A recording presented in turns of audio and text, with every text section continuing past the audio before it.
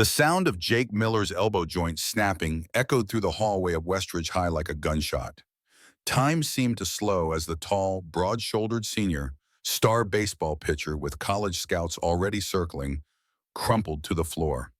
His arm bent at an angle nature never intended.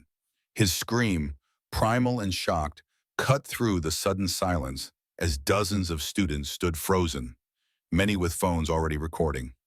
And there, standing perfectly still amid the chaos, was Sarah Hayes, 5'4", slender, with watchful eyes beneath a worn gray hoodie that seemed 2 sizes too large. The girl most students barely noticed. The girl they called the Ghost. Her breathing remained steady, her face a mask of calm control that belied the storm raging within her. The hallway erupted into noise again. Shouts for help, horrified gasps, the urgent barking of teachers pushing through the crowd. But Sarah stood motionless, like the eye of a hurricane as the consequences of what she had just done began to unfold around her. This moment, this violent collision between invisibility and visibility, had been years in the making. A moment that would shatter carefully constructed walls, unearth long-buried secrets, and ultimately transform not just Sarah Hayes, but an entire community that had allowed darkness to fester beneath its picturesque surface for generations. Westridge High School in Oakville, Indiana had stood since 1962, a sprawling brick building with pale green lockers that had witnessed more history than most of its students realized. Its halls had seen the anxious faces of teenagers during the Cuban Missile Crisis, heard the heated debates during Vietnam, fallen silent on September 11th, and watched as generations of young people navigated the timeless gauntlet of adolescence. Sarah Hayes had spent 2 years walking these halls like a ghost, perfecting the art of taking up as little space as possible. She moved with practiced efficiency, eyes down, shoulders hunched, her slender frame pressed against the lockers as she navigated between classes. While other students traveled in noisy packs, faces glued to phones, Sarah moved alone, often with a paperback book in hand, actual paper with dog-eared pages and penciled notes in the margins. On this crisp October morning in 2023, she carried a worn copy of To Kill a Mockingbird, the spine cracked from countless readings. The book had been her companion since finding it in a secondhand store last summer, its themes of moral courage and standing against injustice resonating deeply with her in ways she never discussed with anyone. "Watch it, Ghost Girl," a voice snapped as a tall senior deliberately bumped her shoulder, causing her to drop the book. Laughter erupted from a small group gathered nearby, baseball jackets marking them as members of Westridge's championship team. Sarah didn't look up. She simply bent down, retrieved her book, and continued walking. She'd learned long ago that engagement only made things worse. Invisibility was safety. "Did you see that? She didn't even blink," another voice commented, partly impressed, mostly mocking. "It's like she's not even there." The bell rang, scattering students to their classrooms. Sarah slipped into American history and took her seat in the back corner, close to the exit, far from attention. William Carter, a history teacher in his late 60s with silver hair and reading glasses perpetually perched on the end of his nose, began his lecture on the civil rights movement. While younger teachers had embraced technology, filling their lessons with interactive presentations, Carter remained defiantly old school. He lectured from memory, occasionally referring to notes written on actual paper, and showed documentaries on a projector that whirred and clicked like machinery from another era. "Before we begin," he said, his voice carrying the slight rasp of a former smoker, "I want you all to understand something. History isn't just dates and names. It's about people who stood up when standing up was dangerous. It's about ordinary folks who decided they wouldn't be invisible anymore." Sarah's eyes lifted slightly, her attention caught by the word invisible. She watched as Mr. Carter moved to the blackboard, yes, an actual blackboard with chalk, and wrote, "Courage is not the absence of fear." "Who knows how this quote ends?" he asked, turning to face the class. Silence. A few students glanced at their phones under their desks, undoubtedly searching for the answer. "Miss Hayes," Mr. Carter called, causing Sarah to sink deeper into her hoodie. "Care to finish the quote?" All eyes turned to her. The weight of their collective stare made her stomach clench. "Courage is not the absence of fear," she said softly, "but the triumph over it." Mr. Carter smiled, genuine and warm. Nelson Mandela. Very good, Miss Hayes. He turned back to the board, allowing the attention to shift away from her. The brave man is not he who does not feel afraid, but he who conquers that fear. As the lesson continued, Sarah's thoughts drifted to another quote about fear. One not from Mandela, but from her instructor at the dojo. Fear is like fire. It can warm you, protect you, or it can burn your house down. The difference is in how you control it, not how you eliminate it. James Robertson had a way with words like that, simple but profound. At 75, with hands gnarled from decades of martial arts and a back that remained straight despite his age, he had become more than just her instructor over the past 2 years. In the absence of a father, in the void left by a violent stepfather, Master Robertson had become something of an anchor in Sarah's turbulent life. The bell rang, signaling the end of class. As students filed out, Mr. Carter called, "Miss Hayes, a moment, please." Sarah approached his desk cautiously. "That book," he said, nodding To Kill a Mockingbird, tucked under her arm. "One of my favorites. What do you think of Atticus Finch?" The question caught her off guard. Teachers rarely ask for her opinion on anything. "I think," she started, then paused to gather her thoughts. "I think he knew standing up for what's right wouldn't change anything, but he did it anyway because not standing up would change him." Mr. Carter studied her for a moment, then nodded. "Precisely. Moral courage isn't about winning, Miss Hayes.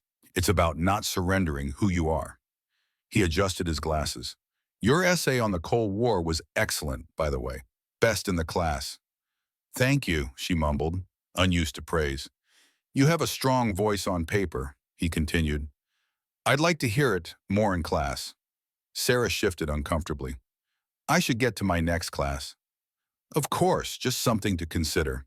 He smiled again, that genuine smile that made the corners of his eyes crinkle. "You know, back in my day, the quiet ones were usually the ones worth listening to." Sarah nodded and slipped out of the classroom, Mr. Carter's words echoing in her mind as she navigated the now empty hallway. "Your essay was excellent. You have a strong voice." The rest of the school day passed in a blur of classes, each one melting into the next.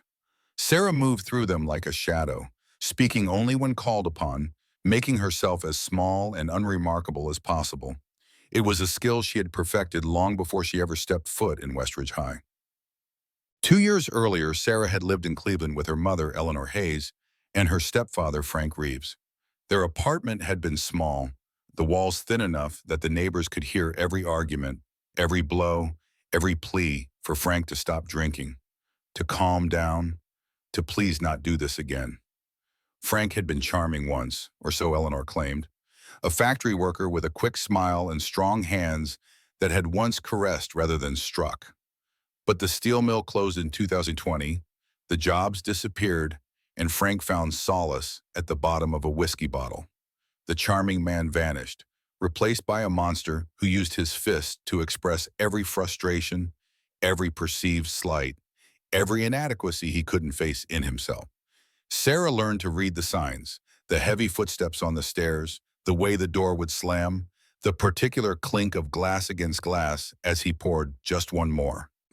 She learned which floorboards creaked and which didn't, how to breathe silently, how to become invisible in plain sight. Until that night in November, 2 years ago, when invisibility failed her. She had been in the kitchen getting a glass of water when Frank stumbled in at 2 a.m., reeking of whiskey and rage. He'd lost money in a poker game, or someone had looked at him wrong, or the world had once again failed to recognize his imagined greatness. The reason never mattered. The result was always the same. "What are you looking at?" he had slurred, catching Sarah's gaze. "Nothing," she had whispered, already backing away. "I was just getting water." "Nothing," he had mimicked in a high-pitched voice. "You think I'm nothing in my own house." "No, I—" His hand had shot out faster than seemed possible for a drunk man, catching her across the face with enough force to send her stumbling against the counter. Her lips split, blood mixing with the tears that instantly sprang to her eyes. "Frank!" Eleanor had appeared in the doorway, her nurse's scrubs wrinkled from her late shift at the hospital. "Stop it! Mind your business, woman," Frank had growled, turning his attention to Eleanor. She is my business. She's my daughter. In my house, my rules. Eleanor had stepped between Frank and Sarah, her face set in determination. Go to your room, Emily, now. Sarah had hesitated, unwilling to leave her mother alone with him. Now, Sarah. Something in her mother's voice, a steel Sarah had never heard before, made her obey. She had retreated to her bedroom, closed the door, and pressed her ear against it, listening to the argument escalate in the kitchen. Then came the sound she would never forget, the sharp crack of a slap followed by her mother's cry of pain. Something had snapped inside Sarah. Not fear, not panic, but a cold, clear fury that propelled her back to the kitchen. There she had found Frank with his hand raised to strike Eleanor again. Her mother was backed against the counter, a kitchen knife held out in front of her with trembling hands. Put it down before you hurt yourself, Frank had sneered, reaching for the knife. Sarah had moved without thinking. The countless hours she'd spent watching self-defense videos on YouTube after each of Craig's previous attacks coalesced into instinct. She grabbed his outstretched arm, twisted it backward and down with all her strength, using his own momentum and drunken imbalance against him. The sound of his shoulder dislocating had been like a branch breaking under heavy snow, a sudden wet snap followed by an eerie silence. Then Frank had screamed, a sound of pain and rage and disbelief as he crumpled to the floor, clutching his useless arm. Eleanor, still holding the knife, had stared at her daughter with wide eyes. Call 911, Sarah had said, her voice surprisingly steady. That night had changed everything. The police had come, taken statements, arrested Frank for domestic assault. Eleanor, with the help of a domestic violence support group, had filed for divorce and a restraining order. Within weeks, she had secured a transfer to a hospital in Oakville, Indiana, and they had left Cleveland behind, along with the apartment, most of their possessions, and the life they had known. What Sarah had carried with her, however, was the memory of that moment, the clarity that had come with action, the power she had felt not as violence but as protection. Never again, she had promised herself, never again would she be helpless. Never again would she watch someone she loved be hurt. Never again would she be a victim. In Oakville, while Eleanor worked night shifts at the hospital, Sarah had found her way to Robertson's dojo, a small, unassuming place sandwiched between a laundromat and a convenience store. The sign outside simply read, "Traditional Martial Arts," in faded letters. Through the window, Sarah had seen an elderly man moving with a grace that belied his years, leading a small group of students through forms that seemed like a dance. James Robertson had welcomed her without many questions. A former Olympic judo competitor, Mexico City, 1968, Marine Corps veteran and lifelong martial artist, he had seen something in the quiet girl with watchful eyes, not just fear, but resolve. Why do you want to learn, Mom? He had asked during their first meeting. Sarah had considered lying, making up some story about fitness or self-improvement. Instead, she had said simply, "So I never have to be afraid again." Robertson had nodded, his weathered face solemn. Fear isn't your enemy, neither is anger. But you must master them, or they will master you. Over the months that followed, Sarah had trained with a dedication that impressed even the most serious adult students. Judo became her foundation, the art of using an opponent's strength against them. But Master Robertson also taught her elements of Krav Maga for practical self-defense, Aikido for redirecting energy, and meditation techniques to maintain calm under pressure. The strongest weapon you have, he often told her, tapping his temple, is this. A clear mind makes the body effective. A clouded mind makes even the strongest body weak.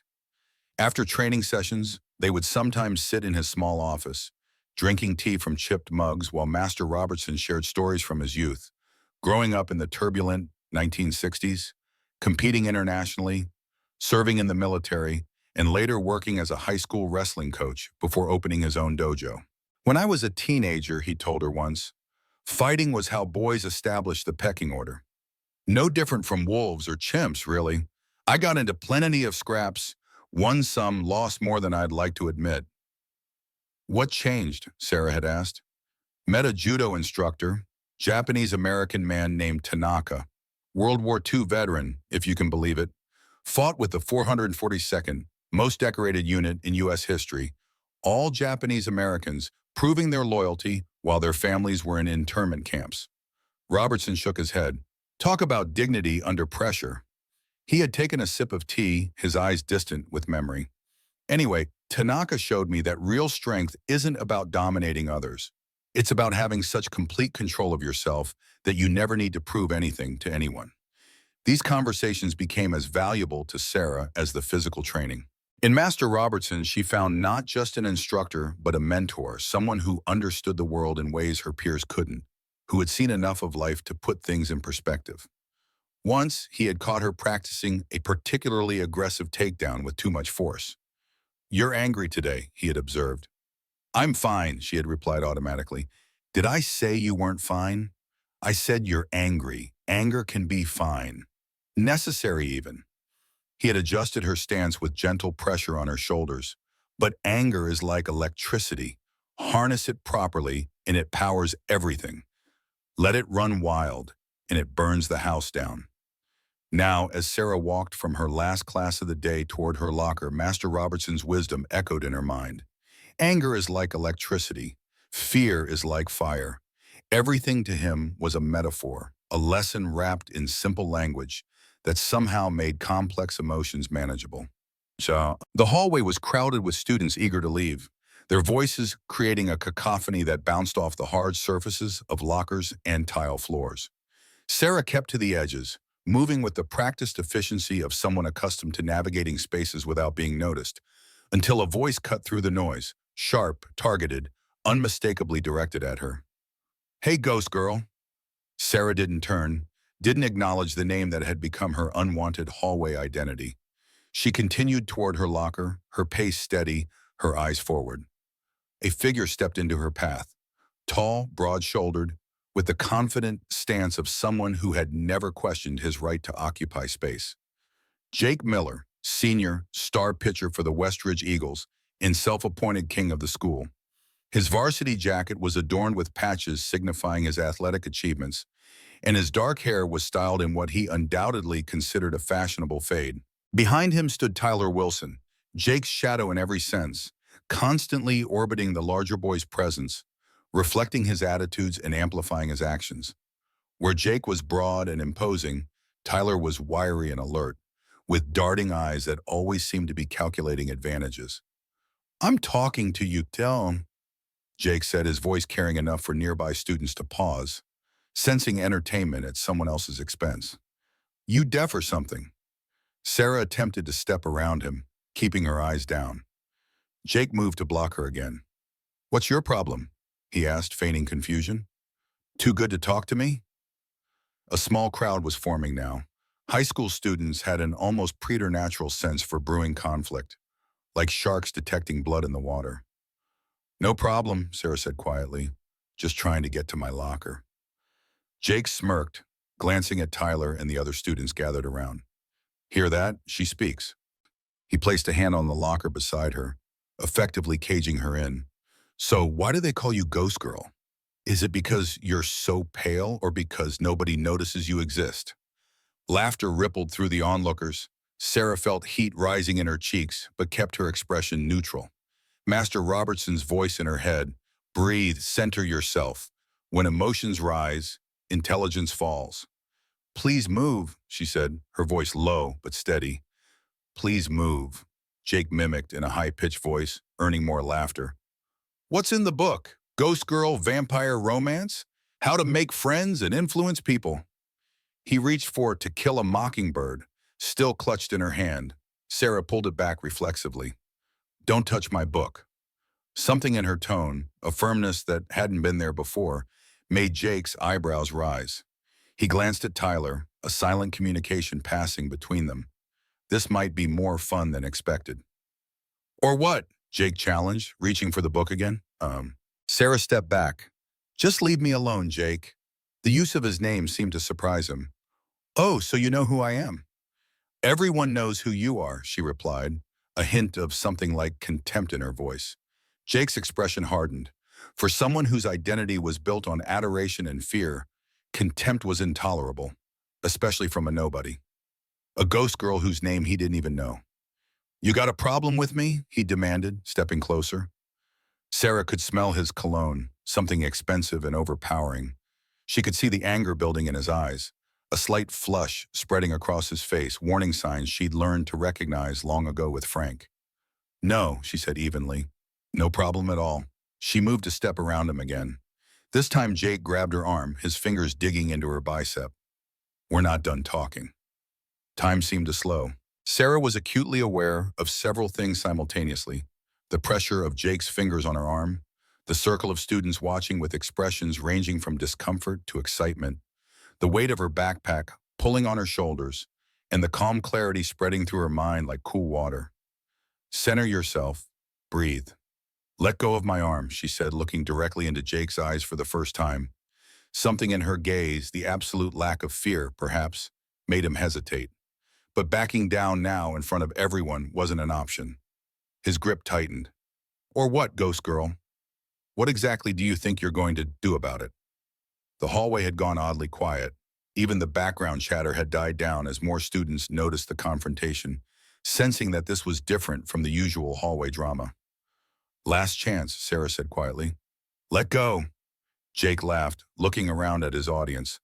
"Listen to her. Last chance." Who do you think you—" His words cut off abruptly as Sarah moved, not pulling away, not struggling against his grip, but stepping toward him while simultaneously rotating her arm outward in a circular motion that broke his hold as effectively as water slipping through fingers. Surprised by the sudden lack of resistance, Jake stumbled slightly. His surprise quickly morphed into anger. "What the hell?" he snapped, reaching for her again. This time his hand came up higher, aiming for her shoulder or perhaps her face. Sarah would never know his exact intention because his hand never reached its target. With a fluid movement born from countless hours of practice, Sarah deflected his outstretched arm with her left hand while her right hand grasped his wrist. Using his own momentum and weight against him, the fundamental principle of judo, she pulled him forward and down while stepping aside, creating a moment of perfect imbalance. In that moment of vulnerability, Sarah could have simply let him stumble past her. She could have stepped away and ended the confrontation with minimal damage to either party. Later, she would wonder why she didn't. Instead, as Jake pitched forward, Sarah maintained her grip on his wrist and applied pressure in precisely the wrong direction for the human elbow joint, creating a fulcrum with her other hand against his upper arm. The sound that followed was distinctive, a wet pop followed by a cracking noise that cut through the hallway like a gunshot. Jake's scream came a heartbeat later, raw, shocked, primal. He crumpled to the floor, clutching his right arm, where the elbow now bent at an angle nature never intended. The hallway erupted in chaos. Students gasped and shouted. Some backed away while others pressed forward for a better view. Several already had phones out, recording the aftermath, if not the action itself. Tyler rushed to Jake, kneeling beside his fallen friend. "What did you do?" he demanded, looking up at Sarah with a mixture of shock and awe. Sarah stood perfectly still, her face expressionless, her breathing controlled. Inside, a storm of emotions raged, horror at what she'd done, a sickening sense of déjà vu from that night in Cleveland, but also, most disturbing of all, a flicker of dark satisfaction. "Someone get the nurse," a voice called out. "Already called," another replied, "and Principal Thompson." The crowd parted as Ms. Rivera, the Spanish teacher, pushed through. "What happened here?" she demanded, taking in the scene. Jake on the floor moaning in pain, Sarah standing motionless nearby, the circle of stunned onlookers. "She broke his arm," someone shouted. "He attacked her first," countered another. "Everyone back to class," Ms. Rivera ordered, kneeling beside Jake to assess his injury. She looked up at Sarah. "Miss Hayes, stay right here." Sarah nodded, the adrenaline starting to ebb, leaving her feeling hollow and slightly nauseous. The bell had rung at some point during the confrontation, and reluctantly, students began to disperse, though many lingered at the edges of the scene, unwilling to miss the dramatic conclusion. Sarah, a new voice, softer than the others. She turned to see Rebecca Chen, a junior she recognized from the school newspaper. Rebecca wasn't part of Sarah's world. She ran with the ambitious academic crowd, was always organizing something or interviewing someone for the paper. They had never spoken before. "Are you okay?" Rebecca asked, genuine concern in her eyes. Before Sarah could answer, the crowd parted again, this time for Principal Margaret Thompson, a tall, formidable woman in her 50s with a silver bob and the brisk efficiency of someone who had spent decades managing crises in educational settings. "Ms. Rivera, what happened?" she asked, surveying the scene. "I'm not entirely sure," Ms. Rivera replied. "I arrived to find Jake injured." "And she broke my arm," Jake interrupted, his voice strained with pain. "She just attacked me." Principal Thompson turned to Sarah, her expression unreadable. "Miss Hayes?" All eyes were on her again, but this time Sarah didn't shrink from the attention. "He grabbed me," she said simply. "I defended myself." The principal's eyes narrowed slightly. "Both of you to my office. After Jake sees the nurse," she added, noting his obvious distress. The school nurse arrived with a wheelchair, and after a preliminary examination, determined that Jake needed to go to the hospital. "Definitely a broken humerus," she reported to Principal Thompson in a low voice that Sarah nevertheless overheard. "Possibly a dislocated elbow as well." As Jake was wheeled away, still clutching his injured arm and throwing venomous glances at Sarah, Principal Thompson turned to the remaining students. "The show's over. Anyone not in class in the next 30 seconds gets detention." The hallway cleared quickly, leaving only Sarah, the principal, and unexpectedly, Rebecca. "Miss Chen, I believe you have AP Physics right now," Principal Thompson said pointedly. "Actually, I have independent study this period," Rebecca replied smoothly. "I'm working on a feature for the paper about conflict resolution in schools." She pulled out a small notebook as if to underline her journalistic intent. "I thought this might be relevant." Principal Thompson looked skeptical, but had more pressing concerns than Rebecca's schedule. "Miss Hayes, come with me. And Miss Chen, while I appreciate journalistic initiative, this is a disciplinary matter, not a news story. I suggest you find another angle for your feature." Rebecca nodded but caught Sarah's eye before walking away, mouthing what looked like, "Find me later."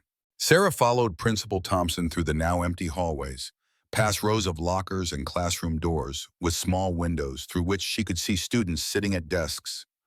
Lessons continuing as if nothing extraordinary had happened, as if she hadn't just broken someone's arm in the middle of a crowded hallway. Principal Thompson's office was exactly what one would expect.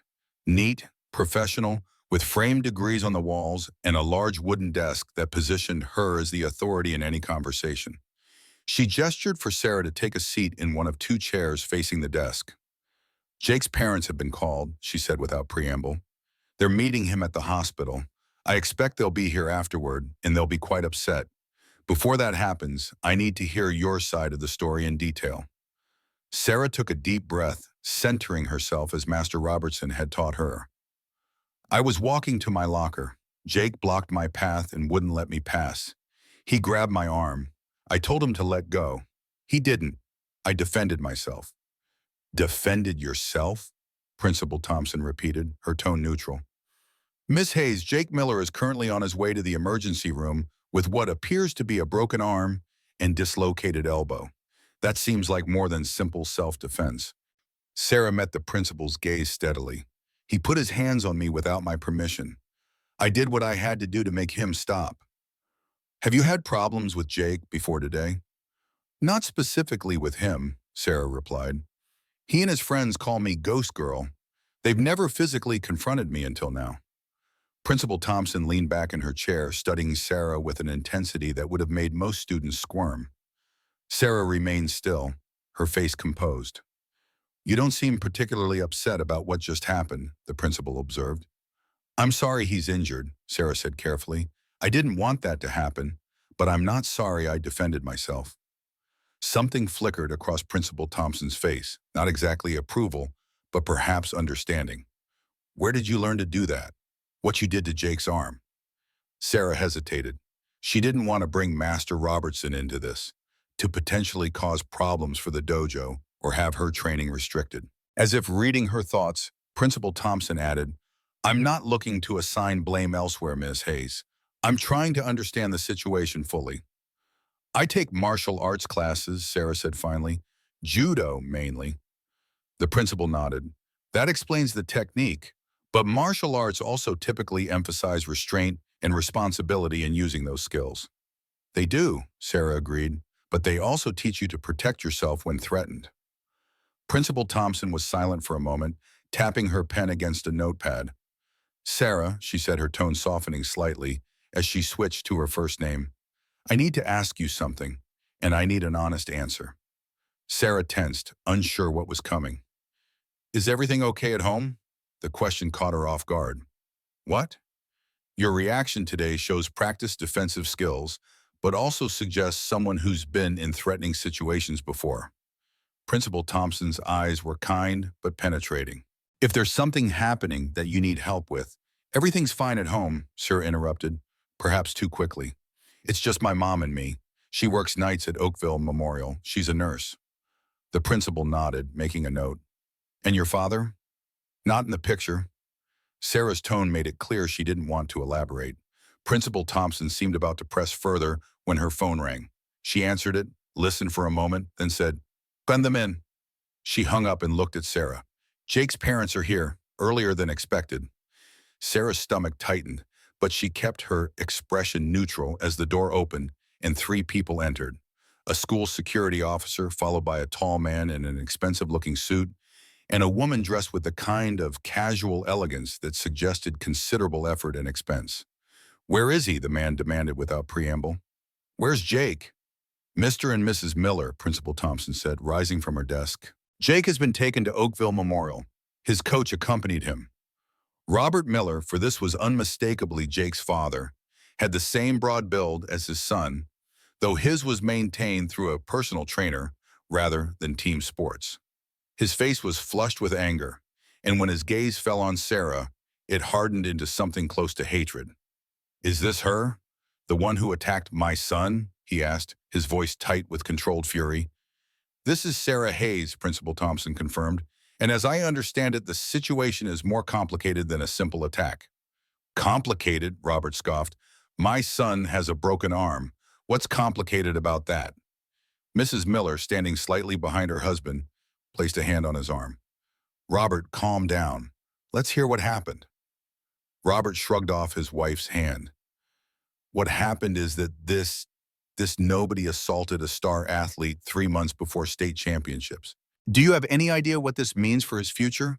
For his scholarship prospects? Sarah remained silent, watching the dynamic between Jake's parents. The father's rage seemed to fill the room, while the mother's concern appeared divided between her son's injury and her husband's anger. Mr. Miller, Principal Thompson said firmly, I understand you are upset, but before we go further, I should inform you that there were multiple witnesses to the incident, and several of them have indicated that Jake initiated the physical contact. That's ridiculous, Robert dismissed. Jake would never— There's video, Sarah said quietly. All eyes turned to her. What did you say? Robert demanded. There's video, she repeated. At least 3 students were recording with their phones. Principal Thompson looked at Sarah with newfound interest. Is that so? I saw them, Sarah confirmed. And the videos will show that Jake grabbed me first, that he wouldn't let me pass, that I asked him multiple times to let me go before I defended myself. Robert Miller's face darkened further. Defended yourself? You broke my son's arm. After he put his hands on me without my permission, Sarah replied, her voice remaining calm despite the man's intimidating presence. Mr. Miller, Principal Thompson interjected. As I was explaining, the situation requires investigation before any disciplinary decisions are made. We'll be reviewing any available footage and speaking with witnesses. Investigation? Robert laughed harshly. What's to investigate? My son is in the hospital. This girl should be expelled immediately. That's not how we handle things at Westridge High, Principal Thompson said, her tone making it clear she wouldn't be bullied. All students are entitled to due process. Robert's face reddened further. Do you know who I am? I'm a partner at Miller, Brennan & Associates. I've served on the school board.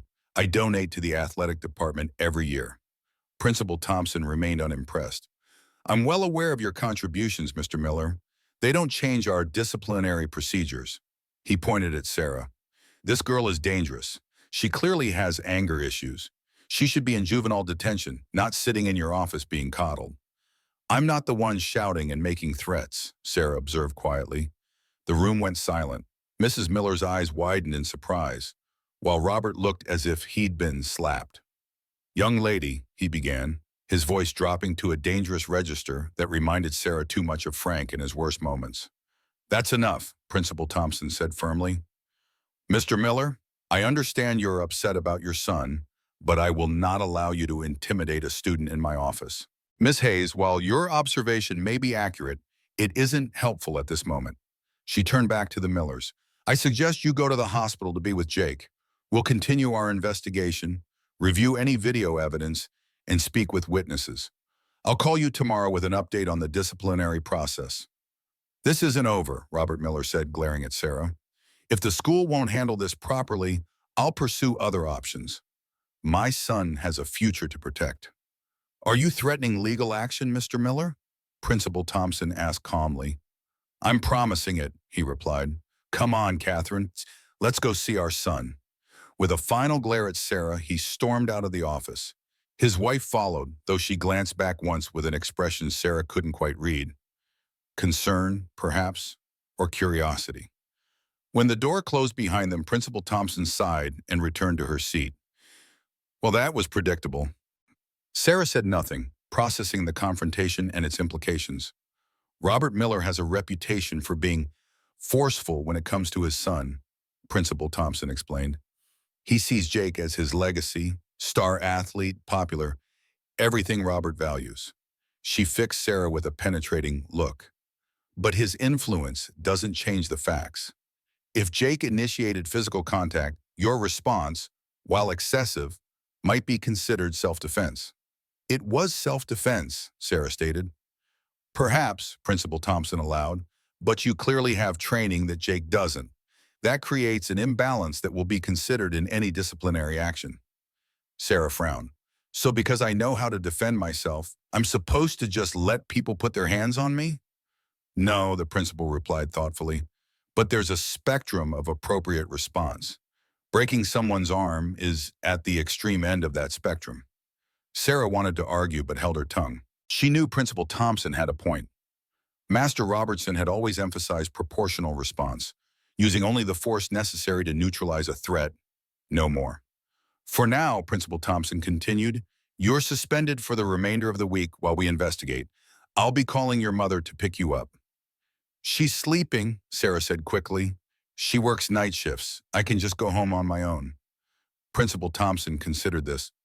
"I still need to speak with her about the situation. But I suppose you can walk home if it's not far. Where do you live?" "Oakwood Apartments on Elm Street. It's about a mile." The principal nodded. "Very well, gather your things and check out at the front office. I'll call your mother later this afternoon." She paused, her expression softening slightly. "And Sarah, if there's anything else I should know, anything that might help me understand what happened today, my door is always open."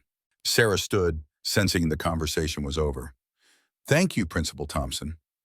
As she turned to leave, the principal added, "Mamahin, one more thing. I'd suggest staying off social media tonight.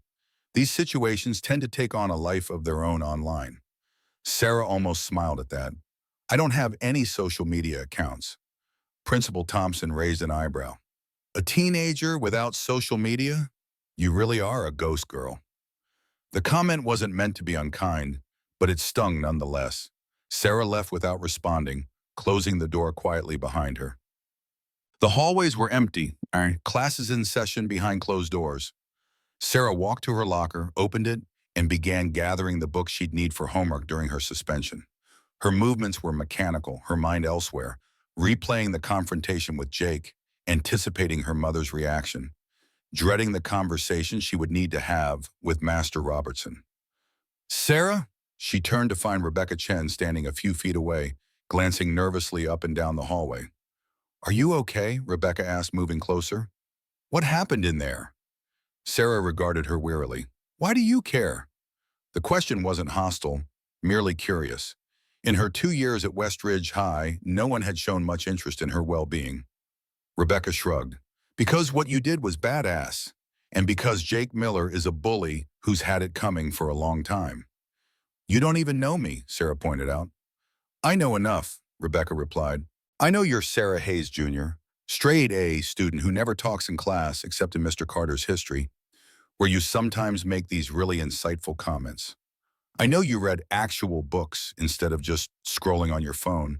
And I know you just took down the biggest bully in school with some kind of ninja move that nobody saw coming. Sarah stared at her, unsettled by how much this stranger had noticed about her when she'd worked so hard to be invisible. I'm a journalist, Rebecca explained, as if reading her thoughts. Or trying to be anyway. I notice things. It's kind of my job. Well, there's your story then, Sarah said, turning back to her locker. Quiet girl snaps, breaks quarterback's arm, gets suspended, film at 11. That's not the story I'm interested in, Rebecca said. I want to know the real story. The one that explains how someone who barely casts a shadow in this place suddenly turns into Bruce Lee when pushed too far. Sarah closed her locker, book secured in her backpack. I have to go. I've been suspended. Rebecca fell into step beside her as she walked toward the exit. For how long? Rest of the week, pending investigation. That's bullshit, Rebecca said with surprising vehemence. It was self-defense. Sarah glanced at her. You saw what happened? I saw enough. And unlike most people in this school, I'm not afraid to say what I saw. Rebecca pulled out her phone. 3 people sent me videos already. None of them show the whole thing, but they all show Jake grabbing you first. They had reached the main entrance. Sarah pushed the door open, stepping out into the October sunshine.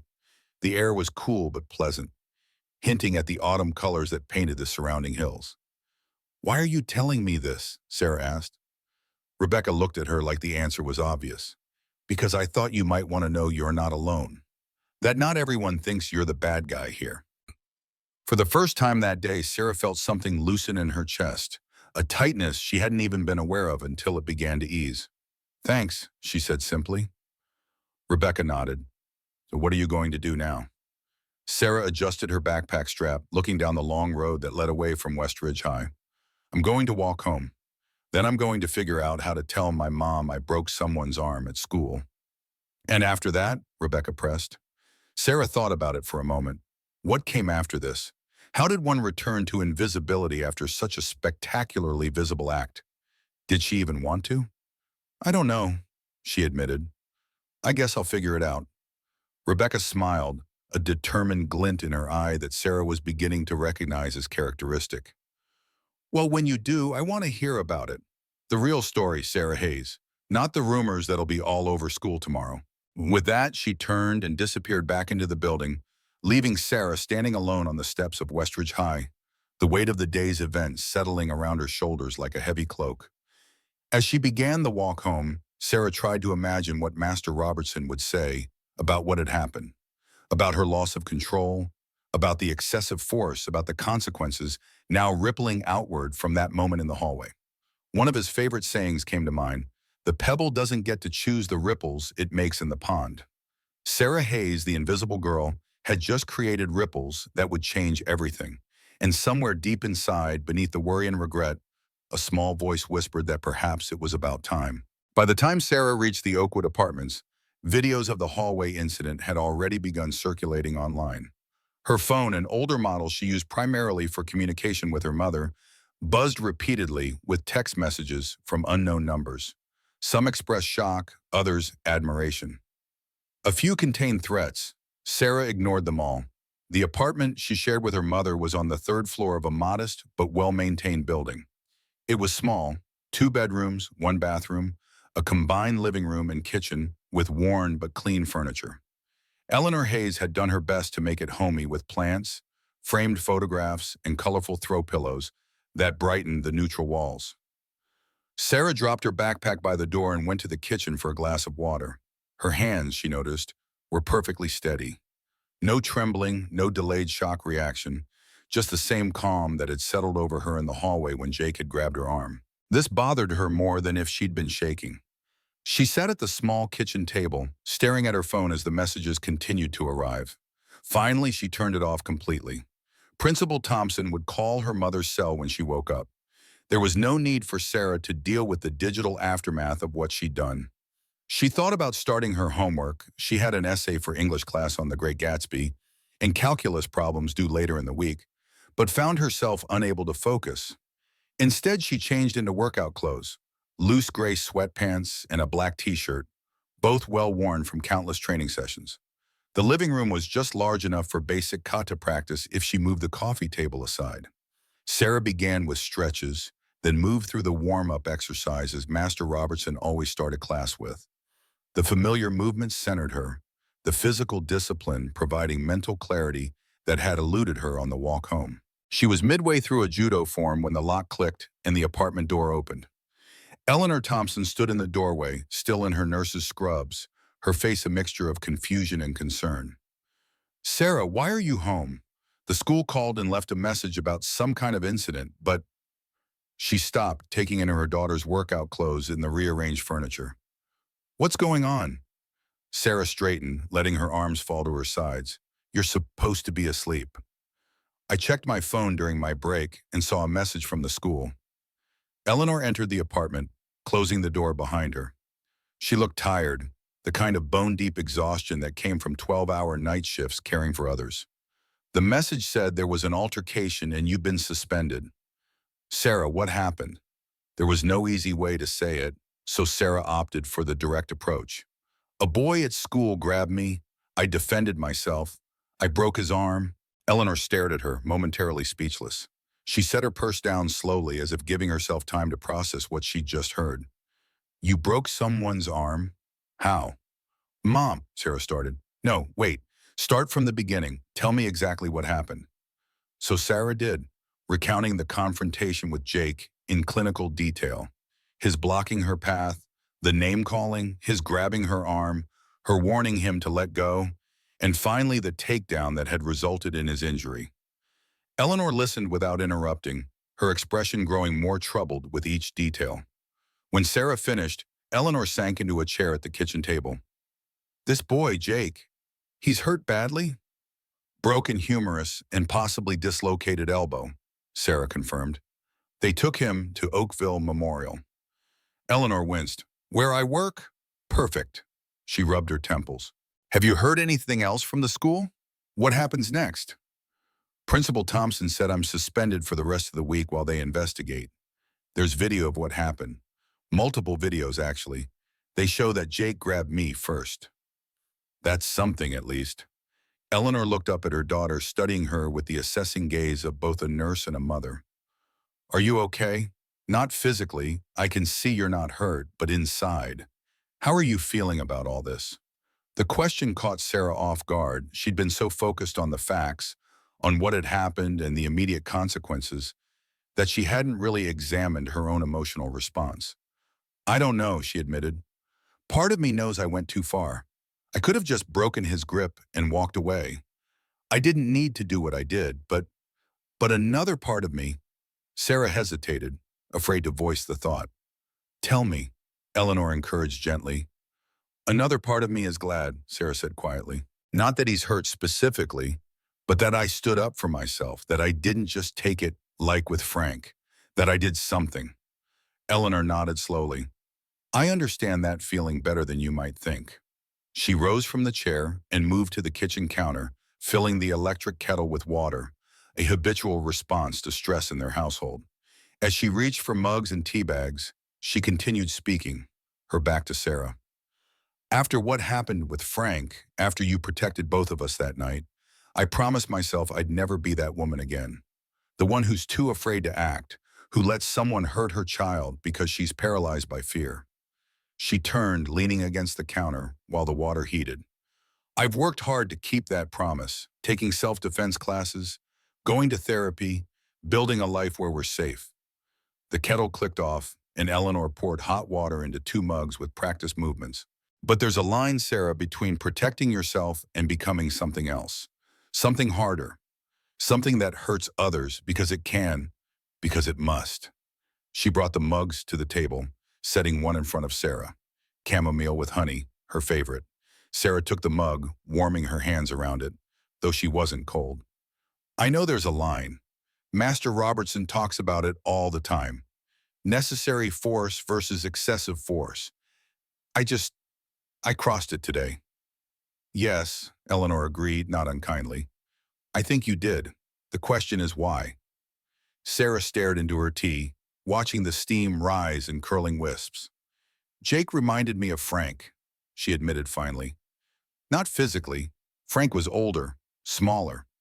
But the way Jake acted, like he had the right to put his hands on me, like he owned the space and I was just trespassing in it, it made me feel like I did that night in the kitchen. Except this time I could do something about it.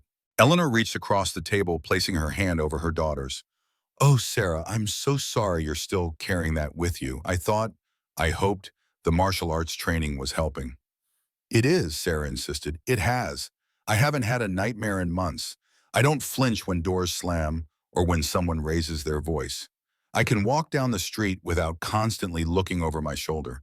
It's just, I guess I still have a trigger. And Jake found it. They sat in silence for a moment, each lost in her own thoughts. Finally, Eleanor spoke again. I need to go back to work for the evening shift. I was only able to take a quick break to check on you after getting the school's message. She squeezed Sarah's hand. We'll figure this out, okay? Together, like we always do. Sarah nodded, relieved that her mother wasn't angry, that she understood. While I'm gone, Eleanor continued, I think you should call Master Robertson. Tell him what happened.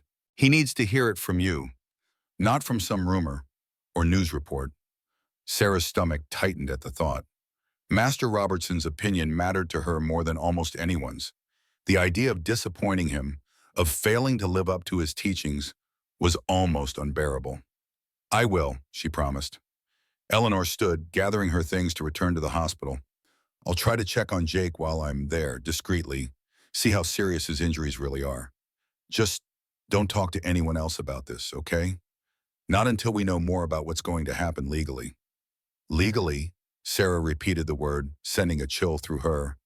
Jake's parents could press charges, assault, maybe. I'm not saying they will, but we need to be prepared for that possibility. The weight of the situation suddenly felt much heavier.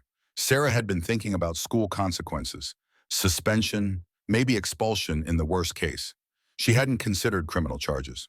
I didn't mean to hurt him that badly, she said, her voice small. I know you didn't, sweetheart. Eleanor kissed the top of her head, a gesture from childhood that felt both comforting and incongruous given the gravity of their conversation. We'll get through this, one step at a time. After Eleanor left, Sarah sat at the kitchen table for a long time, her tea growing cold beside her. Finally, she picked up her phone and turned it back on, ignoring the flood of notifications that immediately appeared. She scrolled through her contacts, a short list, and found the number for Robertson's dojo. Her finger hovered over the call button for several seconds before she finally pressed it, listening to the ring with a growing sense of dread. Robertson's dojo, answered a gruff but warm voice. James speaking. Master Robertson, Sarah said, her voice steadier than she felt. It's Sarah Hayes. I need to talk to you about something that happened at school today. There was a brief pause, then, I've been expecting your call, Sarah. Come to the dojo at 6. We'll talk before evening class. You already know? Sarah asked, surprised. News travels fast, especially bad news. There was no judgment in his tone, merely observation. 6 o'clock, Sarah, don't be late. The line went dead before she could respond. No. Robertson's dojo was a 20-minute walk from the apartment. Sarah arrived at 5:45, approaching the modest storefront with a mixture of apprehension and relief. This place had been her sanctuary for 2 years, the one space where she felt completely in control, completely herself. Through the window, she could see Master Robertson moving through the empty training floor, performing a slow, deliberate kata that made his 75 years seem like a mere suggestion rather than a limitation. His movements were fluid, precise, each position flowing into the next with a grace that Sarah still aspired to achieve. She watched for a moment, reluctant to interrupt, before pushing open the door. The familiar smell greeted her, a mixture of polished wood, the faint tang of sweat, and the incense Master Robertson occasionally burned in his small office. The old man completed his form before acknowledging her presence with a nod. You're early. Good. Sarah bowed formally at the edge of the training mat, a sign of respect ingrained through countless hours of practice. Master Robertson returned the bow, then gestured for her to join him. No need for formalities today, he said. This isn't a class, just a conversation. He walked to a small seating area in the corner of the dojo where a battered couch and two folding chairs formed a makeshift gathering space. Sarah followed, taking one of the chairs while Master Robertson settled onto the couch, his movements betraying a slight stiffness in his joints despite his earlier display of agility. "So," he said, fixing her with a penetrating gaze, "I hear you put your training to use today." Sarah nodded, unsure where to begin. "Start at the beginning," Master Robertson instructed, as if reading her thoughts. "Tell me everything." For the second time that day, Sarah recounted the confrontation with Jake, this time including more details about her emotional state, the thoughts that had raced through her mind, the decision points where she could have chosen differently. Master Robertson listened without interruption, his weathered face impassive, his eyes never leaving her face. When she finished, he remained silent for a long moment, considering. "You had 3 opportunities to de-escalate," he said finally. "When he first blocked your path, when he grabbed your arm, and when you broke his grip. At each point, you could have chosen a less harmful path." "I know," Sarah admitted, "yet you chose the path that caused the greatest harm." It wasn't a question, but Sarah answered anyway. "Yes." "Why?" The direct question forced Sarah to confront what she'd been avoiding since the incident. "Because I was angry," she said softly. "Because for a moment, he wasn't just Jake. He was every person who's ever made me feel powerless. He was Frank, and I wanted him to know what that felt like." Master Robertson nodded, seemingly satisfied with her honesty, if not her actions. "Anger is a natural response to threat. Fear, too. I've never asked you to eliminate these emotions, only to master them rather than letting them master you." He leaned forward, his elbows resting on his knees. "Today you let anger master you. You used what I've taught you not just to protect yourself, but to punish someone who triggered your past trauma. That is not what we do here." The disappointment in his voice cut deeper than any punishment the school might devise. "I'm sorry," Sarah said, her voice barely audible. "I'm not the one you should apologize to," Master Robertson replied. "Your apology belongs to the boy whose arm you broke, and to yourself for betraying your own principles." Sarah looked up, surprised. "To myself?" "Yes, to yourself." Master Robertson's expression softened slightly. "Sarah, when you came to me 2 years ago, you were a frightened girl looking for a way to never feel afraid again. What I've tried to teach you since then is that courage isn't the absence of fear. It's the mastery of it. Just as strength isn't the ability to break things, but the wisdom to know when not to." He gestured around the dojo. "Everything we do here, every technique I teach, every form we practice, it's all built on a foundation of respect. Respect for your opponent, respect for yourself, respect for the responsibility that comes with knowing how to hurt another human being." "I know," Sarah said, feeling the weight of his words. "I failed today." "Yes, you did," Master Robertson agreed bluntly. "The question is, what you'll learn from that failure." He stood, moving to a small refrigerator in the corner and retrieving 2 bottles of water. He handed one to Sarah before sitting down again. "When I was about your age," he began, his voice taking on the cadence of storytelling, "I got into a fight with a boy who'd been tormenting me for months, Jimmy Larson. I still remember his name. Big kid, mean streak a mile wide. He'd catch me walking home from school, push me around, take my lunch money, all the classic bully moves." He took a sip of water, his eyes distant with memory. "One day I'd had enough. I'd been taking boxing lessons at the YMCA. Thought I was pretty tough. When Jimmy came after me that afternoon, I was ready.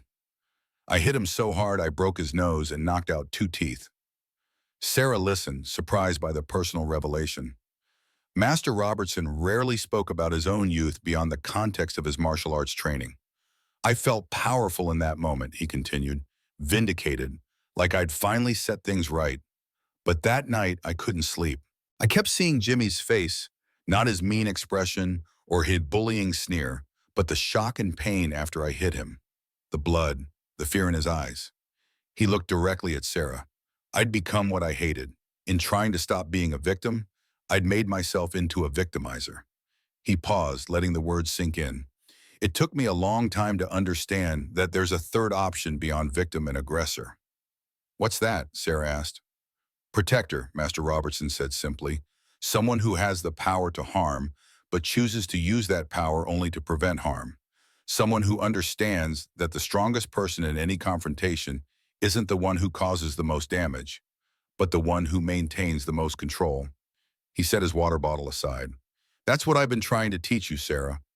Not just how to defend yourself, but how to become someone who protects yourself, others, and yes, even those who might threaten you. Protection sometimes requires force, but never more than is necessary. Sarah absorbed his words, feeling their truth resonate within her. What do I do now? She asked finally. You face the consequences of your actions, Master Robertson replied. You acknowledge where you went wrong. You make amends where possible, and you commit to doing better next time. What if there are legal consequences? My mom said Jake's parents might press charges. Master Robertson nodded. That's possible. If it happens, we'll deal with it. I'll speak on your behalf, explain your training and your usual character. But first, you need to be honest with yourself about why you did what you did. I told you why, Sarah said. I was angry. I saw Frank instead of Jake. That's part of it, Master Robertson agreed.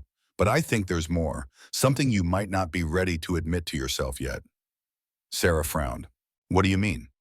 You've spent 2 years making yourself invisible at school, hiding your strength, your intelligence, your true self. Perhaps some part of you was tired of hiding. Perhaps some part of you wanted to be seen. The observation hit with unexpected force.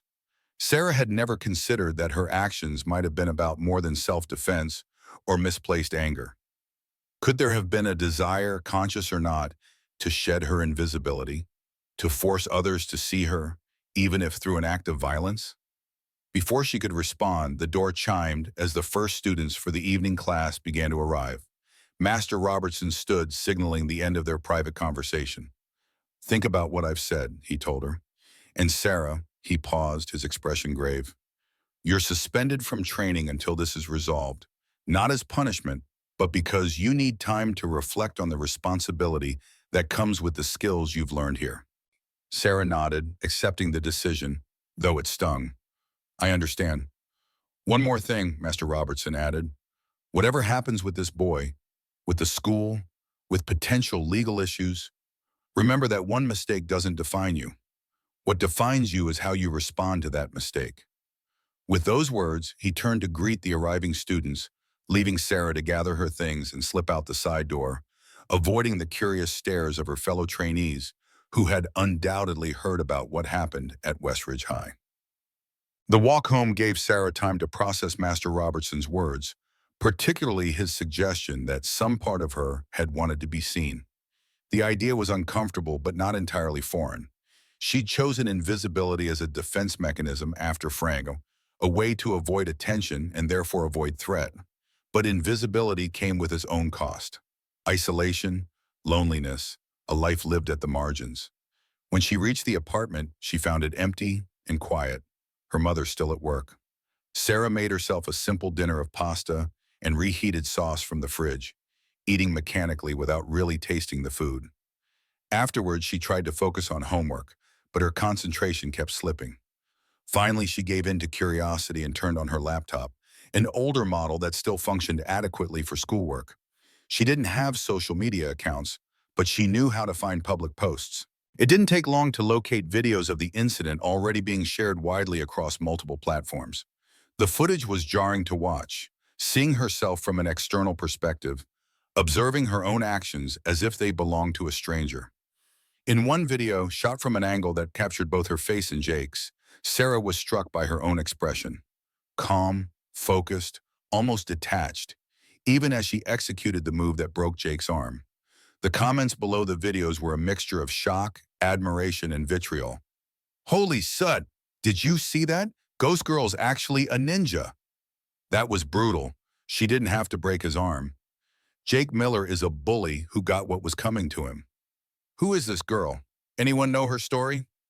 Future school shooter vibes. Lock her up before she hurts someone else. Sarah closed the laptop, feeling slightly nauseated. The digital aftermath was transforming what had happened into something different, something distorted by perspectives and agendas that had nothing to do with the actual events. Her phone buzzed with a text message. Expecting it to be from her mother, Sarah was surprised to see an unknown number. "Hey, it's Rebecca Chen from school. Got your number from the newspaper club directory. Just checking if you're okay. Things are crazy at school after what happened. Jake's friends are spinning their own version. Want to talk about it? I'm working on a piece for the paper." Sarah stared at the message, unsure how to respond. Rebecca was a stranger, yet she'd been kind earlier, one of the few people who hadn't looked at Sarah with fear or judgment. Still, talking to a student journalist about what happened seemed risky, especially with potential legal issues looming. After several minutes of deliberation, Sarah typed a response. "How did you get my number?" The reply came almost immediately. "Student directory for the paper. We have everyone's contact info for quotes and stuff. Sorry if that's creepy. Just thought you might want someone on your side." Sarah considered this, then typed, "I'm fine. Not sure I should talk about what happened." Rebecca's response, "Totally understand, but just so you know, Jake's crew is talking a lot, saying you attacked him for no reason.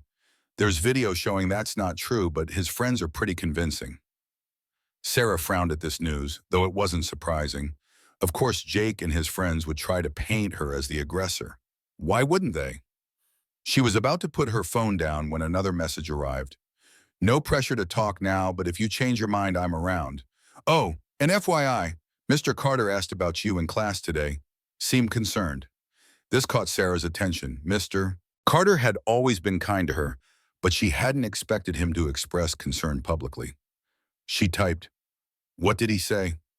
"Just asked if anyone had heard from you. Said your essay was still due Friday, despite your suspension, but you could email it.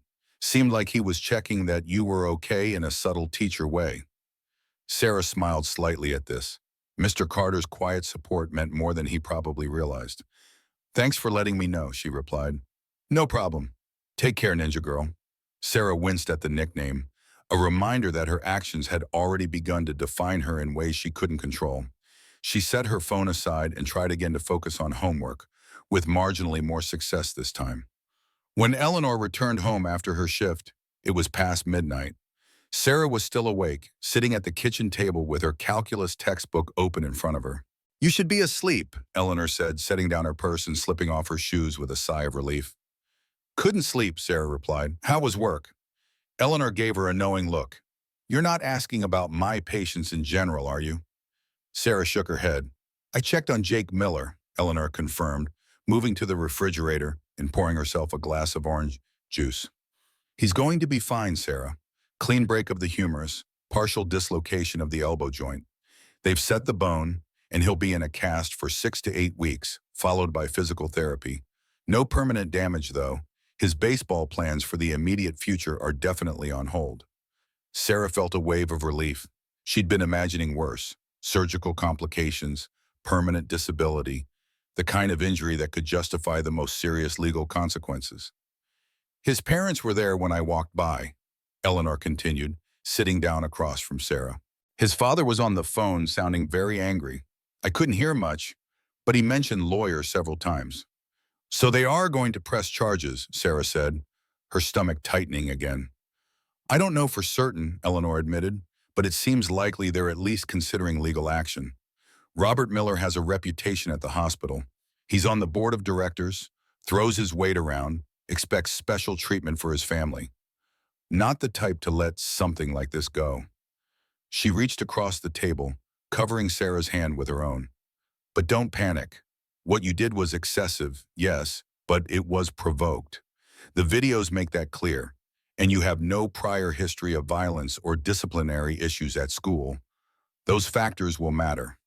Sarah nodded, trying to take comfort in her mother's assurances. "Did you talk to Master Robertson?" Eleanor asked. "Yes, Sarah hesitated, still feeling the sting of his disappointment. "He suspended me from training until this is resolved. He said I need to reflect on the responsibility that comes with what he's taught me." Eleanor nodded. "That seems fair." "He also said something that's been bothering me," Sarah continued. "He suggested that maybe part of why I did what I did was because I was tired of being invisible, that some part of me wanted to be seen." Eleanor considered this, her expression thoughtful. "Do you think he's right?" I don't know, Sarah admitted. I never thought of it that way. Being invisible was safe. It was what I wanted. Was it? Eleanor asked gently. Or was it what you needed at a specific point in your life? Safety isn't the same as happiness, Sarah. It's possible to be so focused on protecting yourself that you forget to actually live. The observation was uncomfortably perceptive. Sarah had indeed prioritized safety above all else since their move from Cleveland. Physical safety, emotional safety, the security of going unnoticed and therefore unthreatened. But had that choice become a prison of its own? I don't know who I am if I'm not the invisible girl, she said softly. Eleanor smiled, a hint of sadness in her eyes. That's the thing about growing up. You get to find out. It's scary and messy and sometimes painful, but it's also the most important journey you'll ever take. She stood, stretching her tired muscles. We should both get some sleep. Tomorrow's going to be another long day. I have a meeting with Principal Thompson at 4. You do? Sarah asked, surprised. She called while I was at work. Apparently, the investigation is proceeding quickly, and she wants to discuss the findings with me before making any disciplinary decisions. Eleanor kissed the top of Sarah's head. Try not to worry too much, okay? We'll handle whatever comes next together. After her mother went to bed, Sarah remained at the kitchen table, her calculus problems forgotten. She found herself thinking about Master Robertson's words again, about the difference between a victim, an aggressor, and a protector, about how the strongest person in any confrontation was the one who maintained the most control. She hadn't been that person in the hallway with Jake, but perhaps she could be that person moving forward, in how she dealt with the consequences of her actions. With that thought providing a small measure of peace, Sarah finally went to bed, falling into a deep, dreamless sleep. Morning brought no significant news. Sarah spent the day completing homework assignments, avoiding social media, and ignoring the occasional texts from unknown numbers, some supportive, others hostile, all unwelcome intrusions from people who didn't actually know her. Rebecca texted again around noon. Thought you should know, Jake is back at school today, arm in a cast, milking the sympathy for all it's worth. His dad was here earlier, meeting with Principal Thompson. Looked pretty intense. Sarah stared at the message, surprised that Jake had returned to school so quickly. She debated whether to respond, finally settling on a simple, "Thanks for the update."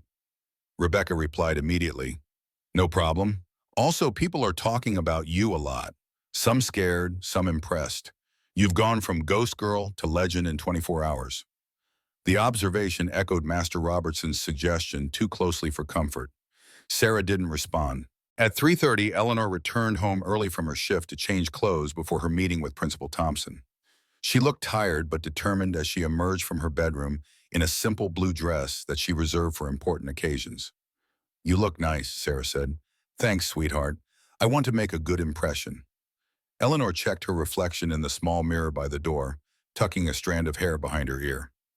Any new developments I should know about before I meet with Principal Thompson?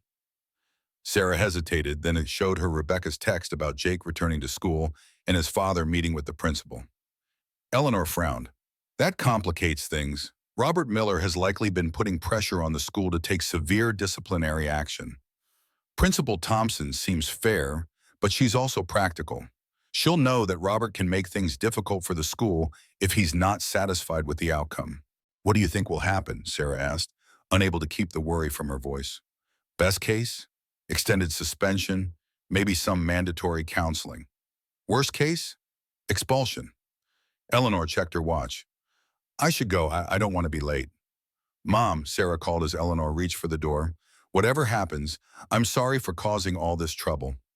Eleanor's expression softened. Oh, Sarah, you made a mistake.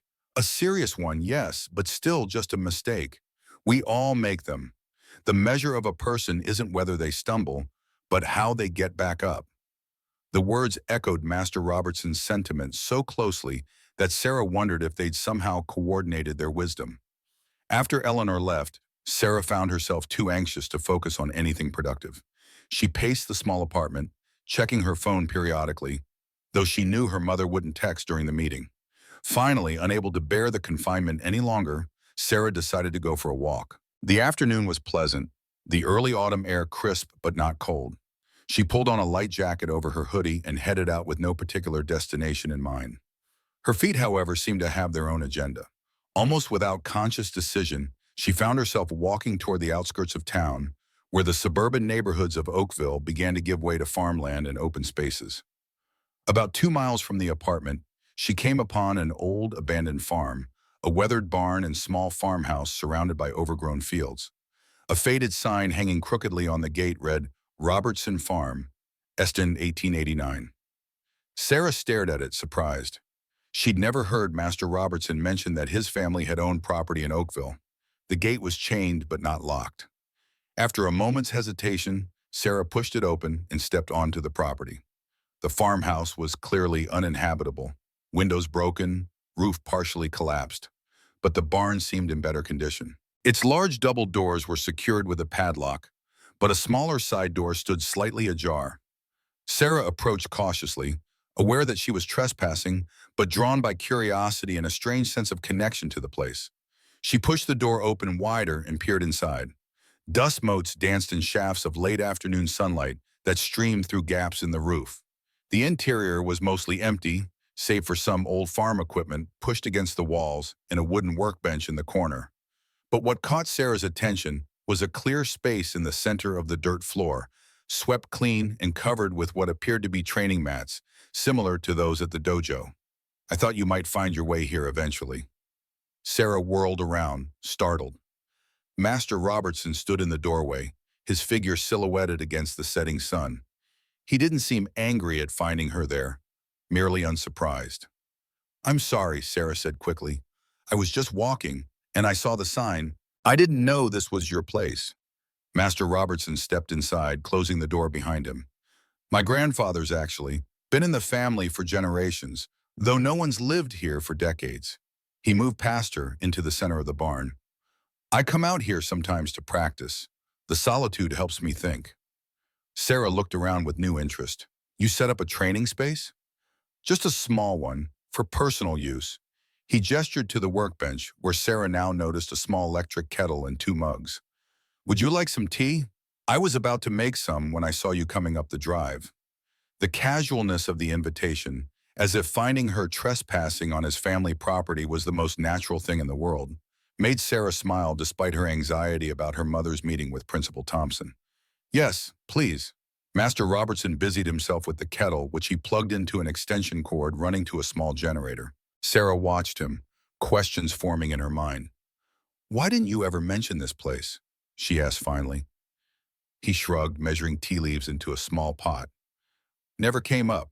Besides, it's just an old farm, nothing special. But Sarah sensed there was more to it than that. The care with which he'd maintained this small corner of the barn, the fact that he came here regularly, this place meant something to him. It feels special, she said, looking around again. Peaceful. Master Robertson nodded, pouring hot water into the pot. That's why I come here, to find peace when the world gets too noisy. He glanced at her. Is that what you were looking for today? Peace? Well, Sarah thought about it. Maybe. Or just space to think. My mom's meeting with Principal Thompson right now to discuss what happens next with school. Ah, he set the pot aside to steep. And you're worried. It wasn't a question, but Sarah answered anyway. Yes. Understandable. He leaned against the workbench, his weathered face thoughtful.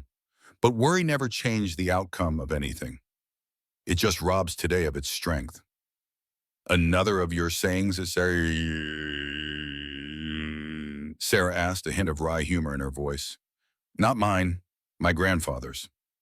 Master Robertson's expression softened. He was a wise man, Jonathan Robertson. Built this farm from nothing after his father died.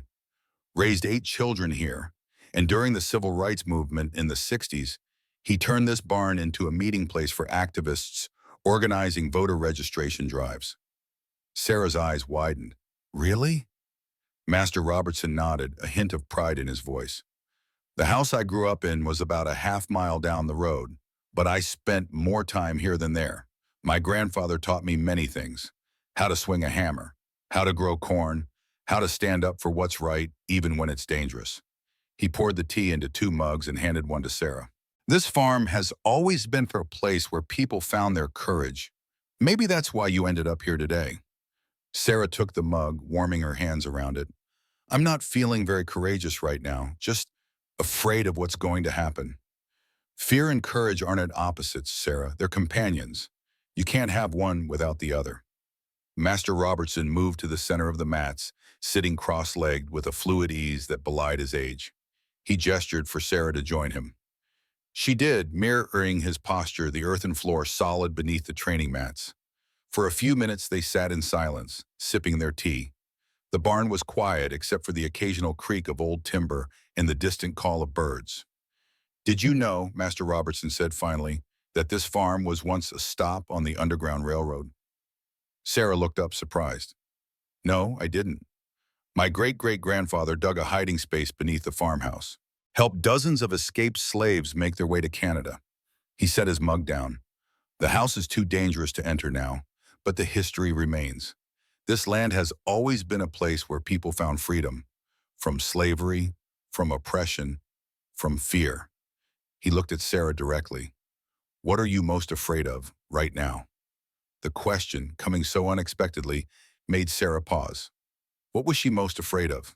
Expulsion? Legal charges? The judgment of her peers? I think, she said slowly, I'm afraid of what happens if I can't go back to being invisible.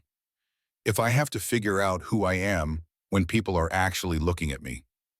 Master Robertson nodded as if this was the answer he'd expected. Visibility requires courage, Sarah. It means standing in your truth, owning your actions, both the ones you're proud of and the ones you regret. It means being seen not just for what you do, but for who you are. I'm not sure I know who I am, Sarah admitted. Few people your age do. That's what growing up is for. He smiled slightly. But I can tell you what I see when I look at you. Sarah waited, curious despite herself. I see a young woman of exceptional discipline and intelligence. Someone who has faced trauma and emerged stronger, not harder. Someone who made a mistake, a serious one, but who has the character to learn from it rather than be defined by it. He leaned forward slightly.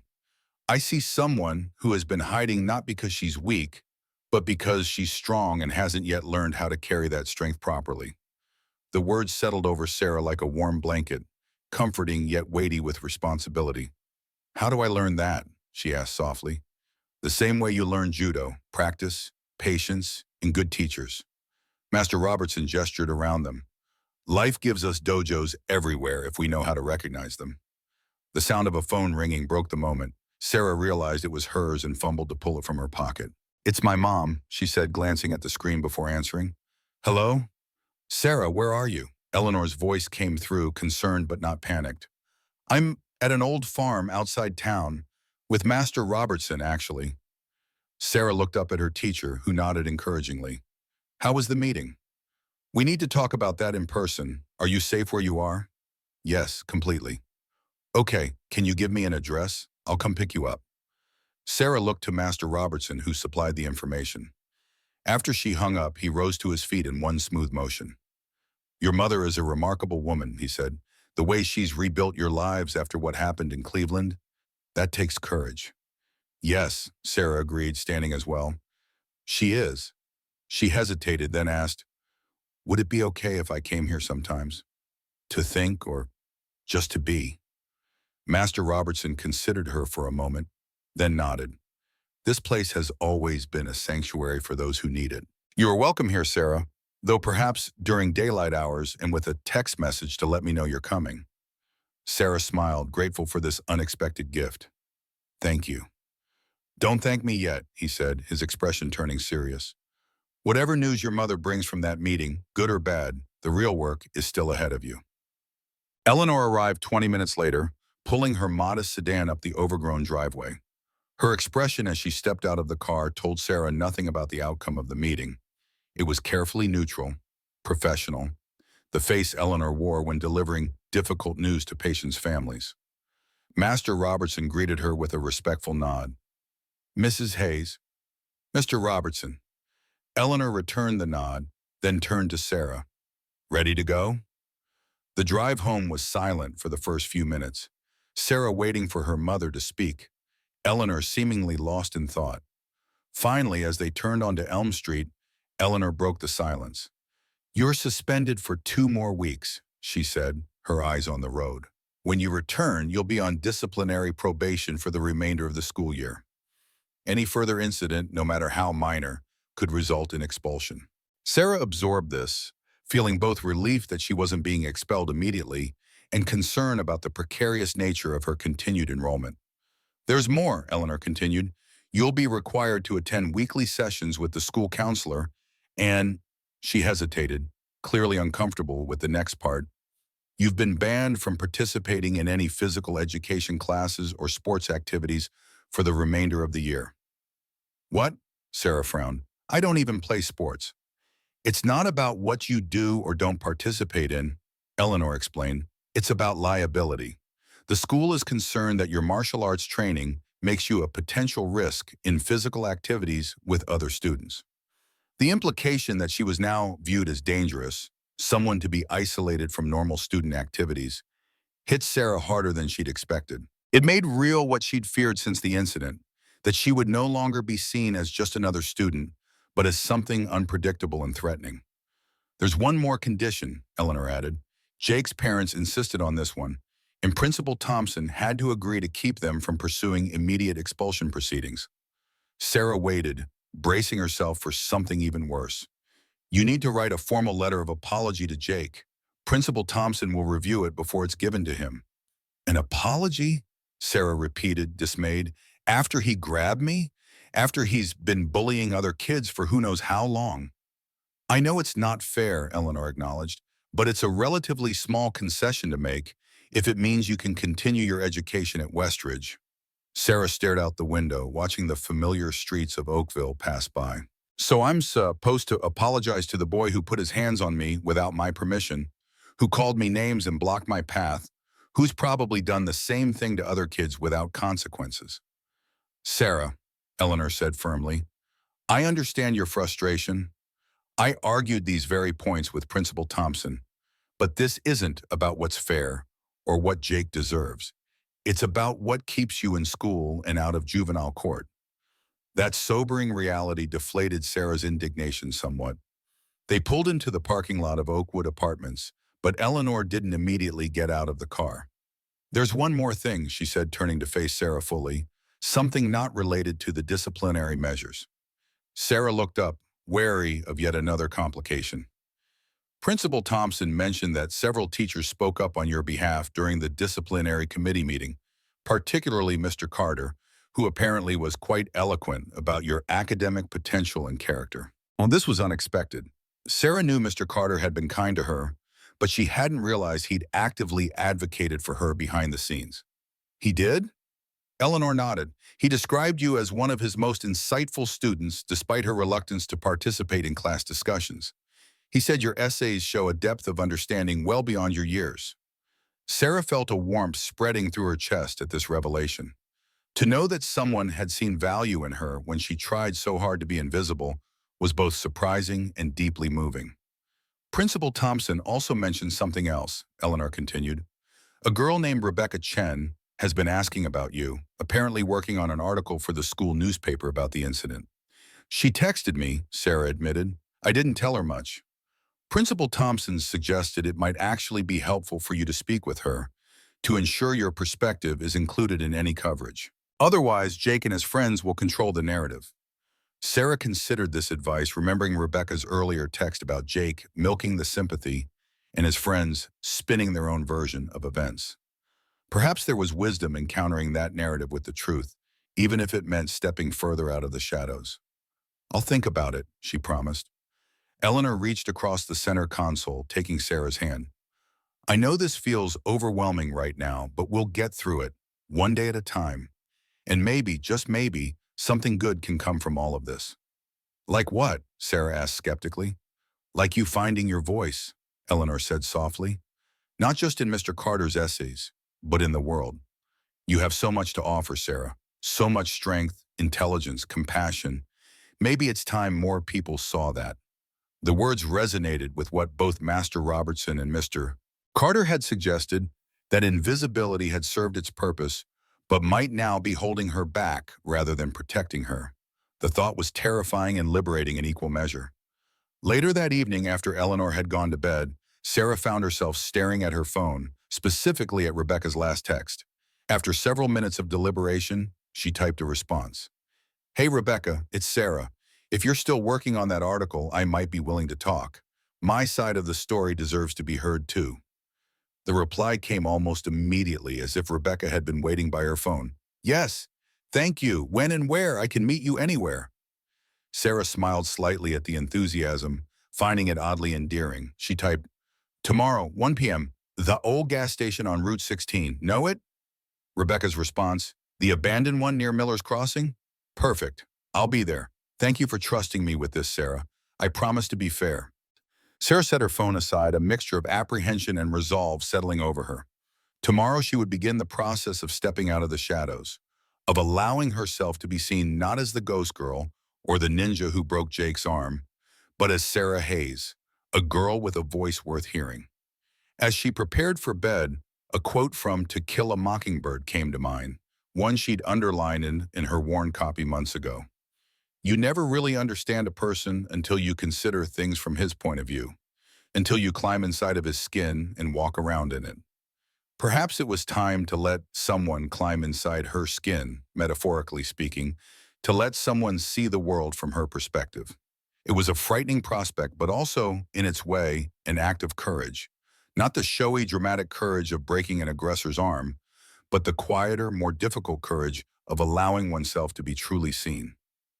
The old gas station on Route 16 had been abandoned for years, a relic from the days before interstate highways diverted traffic away from the smaller roads that cut through Oakville. Its weathered sign still advertised gas at $1.89 a gallon, a price that hadn't been seen in well over a decade. The pumps were long gone, but the small building with its large front windows and rusted metal awning remained, slowly being reclaimed by nature as vines crept up the walls and weeds pushed through cracks in the concrete. Sarah arrived early, perching on a low concrete barrier that had once separated the pump area from the road. She watched cars pass by occasionally, most drivers not sparing the derelict building a glance. This place existed on the periphery of awareness, seen but not noticed, much like Sarah herself had been until 2 days ago. A silver Honda Civic pulled into the cracked parking lot at exactly 1 o'clock p.m. Rebecca Chen emerged, dressed in what Sarah assumed was her idea of professional journalist attire. Dark jeans, a button-up shirt, and a blazer that looked slightly too large, as if borrowed from an older sibling or parent. She carried a leather messenger bag that seemed at odds with her otherwise youthful appearance. "You came," Rebecca said, smiling as she approached. "I wasn't sure you would." "I said I would," Sarah replied simply. Rebecca glanced around at the abandoned gas station. "Interesting meeting place." Sarah shrugged. "It's quiet. No one from school comes here." "Fair enough." Rebecca sat beside her on the concrete barrier, leaving a respectful distance between them. She pulled a small recording device from her bag. "Is it okay if I record our conversation? It helps me make sure I quote you accurately." Sarah nodded, watching as Rebecca set up the small device on the barrier between them. "So," Rebecca began, opening a notebook, "I want to start by saying that I'm approaching this story as objectively as possible. I'm not here to sensationalize what happened or to take sides. I just want to make sure all perspectives are represented fairly." Her earnestness was almost endearing, Sarah thought. For all her enthusiasm, Rebecca seemed genuinely committed to journalistic integrity, at least as she understood it. "I appreciate that," Sarah said. "What do you want to know?" Rebecca glanced at her notebook, where Sarah could see a list of questions written in neat handwriting. "Let's start with the basics. Can you tell me, in your own words, what happened on Tuesday in the hallway with Jake Miller?" Sarah took a deep breath, organizing her thoughts. Then calmly and clearly, she recounted the events as they had occurred. Jake blocking her path, the name-calling, his grabbing her arm, her warnings, and finally her defensive action that had resulted in his injury. Rebecca listened intently, occasionally jotting notes, but mostly maintaining eye contact, her expression thoughtful. When Sarah finished, Rebecca asked, "And before this incident, what was your relationship with Jake like?" "We didn't have one," Sarah said. He and his friends sometimes called me Ghost Girl in the hallways. But beyond that, we've never interacted. I don't share any classes with him. Ghost Girl, Rebecca repeated. That's a pretty distinctive nickname. Why do you think they called you that? Sarah hesitated, considering how much of herself she was willing to reveal. Because I'm quiet. I keep to myself. I don't participate much in school activities or social groups. I'm easy to overlook. But that's by choice, isn't it? Or Rebecca asked, her perception surprising Sarah. You've intentionally kept a low profile at Westridge. Yes, Sarah admitted. I have. Why? The direct question required a direct answer. When my mom and I moved here from Cleveland 2 years ago, I was in a different place emotionally. I'd had some difficult experiences. Being invisible felt safer. Rebecca nodded, not pressing for details about those difficult experiences, for which Sarah was grateful. And now, after what happened with Jake, do you still want to be invisible?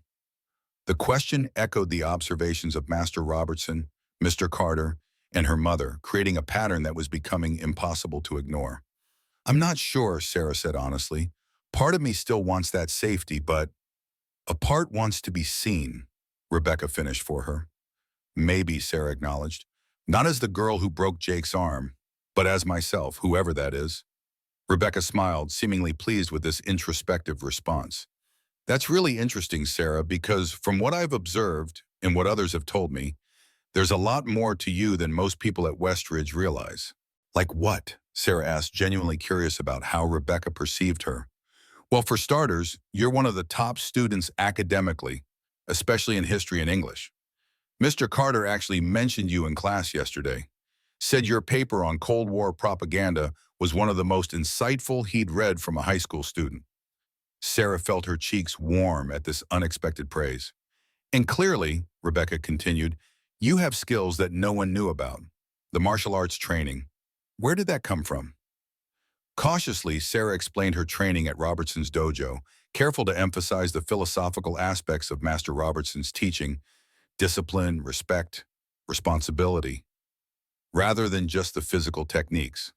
So this was never about wanting to hurt anyone, Rebecca clarified. It was about feeling safe, being able to protect yourself if necessary. Exactly, Sarah confirmed, relieved that Rebecca seemed to understand. What I did to Jake, it wasn't what I was taught. Master Robertson always emphasizes using the minimum force necessary. I crossed a line. Because Jake triggered something from your past, Rebecca suggested gently. Sarah tensed, wary of where this line of questioning was heading. I'd rather not get into my personal history. Rebecca nodded, respecting the boundary. Of course, I'm not trying to pry into your private life. I just want to understand the context of what happened. She flipped to a new page in her notebook. Let's talk about what's happening now. You've been suspended, right? Are there other consequences you're facing? Sarah explained the disciplinary measures, the extended suspension, the probation, the ban from physical activities, and the required letter of apology. That seems pretty harsh, especially since Jake started it, Rebecca observed, frowning. Do you think it's fair? Fair isn't really the point, Sarah said, echoing her mother's perspective. I used excessive force. There are consequences for that. Just like there should be consequences for Jake putting his hands on me in the first place. Speaking of which, Rebecca said, Jake is telling everyone that you attacked him without provocation. His friends are backing up his story despite the video evidence showing otherwise. That doesn't surprise me, Sarah replied. People believe what they want to believe, especially about someone they don't really know. That's why this article is important, Rebecca insisted, to make sure your side is heard, to make sure people understand who you really are, not just what happened in that one moment. The conversation continued for nearly an hour, Rebecca's questions thoughtful and increasingly focused on Sarah as a person, rather than just on the incident with Jake. They discussed her academic interests, her love of classic literature, her perspective on high school social dynamics. Throughout, Rebecca remained attentive and respectful, never pushing too hard on sensitive topics. As they wrapped up, Rebecca turned off the recording device and closed her notebook. Thank you, Sarah. Truly, I know this wasn't easy for you. When will the article be published? Sarah asked. Next Friday's edition of the Westridge Chronicle, Rebecca replied. I'll be working on it all week. If I have any follow-up questions, is it okay to text you? Sarah nodded. One thing, though, I'd appreciate it if you didn't mention my martial arts training in detail. I don't want to cause problems for Master Robertson or his dojo. Of course, Rebecca agreed. I'll keep it general. Just note that you have self-defense training. No specifics about where or with whom. They stood, preparing to part ways. Sarah hesitated, then asked a question that had been nagging at her since their first interaction. Why did you reach out to me? Really? You could have just written the article based on the videos and what Jake's saying. Rebecca considered this, tucking a strand of hair behind her ear. My dad was a war correspondent in Iraq. He always said that the most important stories are the ones that don't get told, the voices that get drowned out by the louder, more powerful ones. She smiled slightly. Plus, I have always been drawn to the quiet ones. They usually have the most interesting things to say when someone finally asks them. The admission surprised Sarah, both the personal detail about Rebecca's father and the sentiment behind it. Thank you, she said, meaning it, for asking. Thank you for answering, when Rebecca replied. She hesitated, then added, you know, if you ever want to hang out, not for the paper, just as friends, I'd like that. The offer of friendship, so unexpected and genuine, caught Sarah off guard. She'd been so focused on maintaining her invisibility that the possibility of actual connection hadn't entered her mind. I'd like that too, she said, realizing as the words left her mouth that they were true. As Rebecca drove away, Sarah remained at the abandoned gas station for a while longer, watching the occasional car pass by on Route 16. The conversation had left her feeling oddly exposed, but also lighter somehow, as if sharing even a portion of her story had loosened a weight she'd been carrying. She began the walk home, her thoughts turning to the letter of apology she would need to write to Jake. The task still rankled, but after talking with Rebecca, she found herself more able to separate the principle from the practicality. She could acknowledge the excessive nature of her response without surrendering the truth that Jake had initiated the physical contact, that her right to bodily autonomy mattered. Sarah was about halfway home when a black BMW slowed beside her. The window rolled down, revealing Catherine Miller, Jake's mother, behind the wheel. Sarah, she called, could I speak with you for a moment? Sarah froze, instantly wary. Her first instinct was to keep walking, to avoid any interaction with Jake's family, given the legal threats Robert Miller had made. But something in Catherine's expression, a mixture of determination and what appeared to be genuine concern, made her pause. I just want to talk, Catherine assured her, seeming to sense her hesitation. 5 minutes, please. Against her better judgment, Sarah approached the car, maintaining a cautious distance. What do you want to talk about, Mrs. Miller? Not here, Catherine said, glancing around. Would you be willing to get in? We could drive around the block, or I could take you for coffee somewhere public if that would make you more comfortable. Every instinct warned against entering a vehicle with someone connected to Jake, especially given Robert Miller's hostile attitude. I'm sorry, but I don't think that's a good idea. If you want to talk, we can do it right here. Catherine hesitated, then nodded, putting the car in park and turning on her hazard lights. Fair enough. I'll be direct then. I read the article about you in the school paper. Sarah frowned in confusion. What article? It hasn't been published yet. Not the one your friend is writing now. An earlier one from last semester, a profile of students with unusual hobbies. You were mentioned briefly as someone who reads physical books instead of ebooks. Catherine's hands tightened on the steering wheel. It made me curious about you. I looked you up in the school directory. Sarah shifted uncomfortably, unsure where this was going. Okay. My point is, I wanted to know who you were before I formed an opinion about what happened with Jake. Catherine looked away briefly, then met Sarah's gaze with surprising directness. Jake has been in 3 schools in 4 years. Did you know that? Sarah shook her head, unsure where this was leading. Each time we transferred him because of social difficulties. That's the euphemism the schools used, and we accepted it because it was easier than acknowledging the truth that our son was bullying other students and facing consequences for it. The admission was so unexpected that Sarah wasn't sure how to respond. Catherine didn't seem to require a response, continuing in the same reflective tone. Robert always defended him, made excuses, Boys will be boys. He's just high-spirited. The other kids are too sensitive. And I went along with it. It was easier than confronting the truth. She gripped the steering wheel tightly, her knuckles whitening. After what happened with you, after hearing Jake's version, which didn't ring true, to, I started asking questions, looking at patterns I'd been ignoring, and I realized that we, especially Robert, have been enabling behavior that's hurting other children and ultimately hurting Jake too. Why are you telling me this, Mrs. Miller? Sarah found her voice. Catherine's expression was pained. Because I owe you an apology, Sarah. Not just for what Jake did to you, but for my response afterward. For allowing Robert to threaten you and your mother with legal action when Jake was clearly the instigator. For not having the courage to stand up and say enough. She took a deep breath. I'm telling you this because I want you to know that I've read your apology letter to Jake. Principal Thompson showed it to me today. And while I appreciate the gesture, I believe we owe you an apology as well.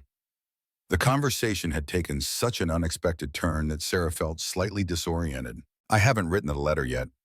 Catherine looked confused for a moment, then understanding dawned. Ah, then Robert must have... Never mind. The point is, I wanted you to know that not everyone in our family agrees with Robert's approach to this situation, and that... She hesitated, then continued with evident difficulty, that I'm taking steps to address Jake's behavior more directly. He's starting therapy next week, and I've told Robert that if he tries to pursue legal action against you or the school, he'll be doing it without my support.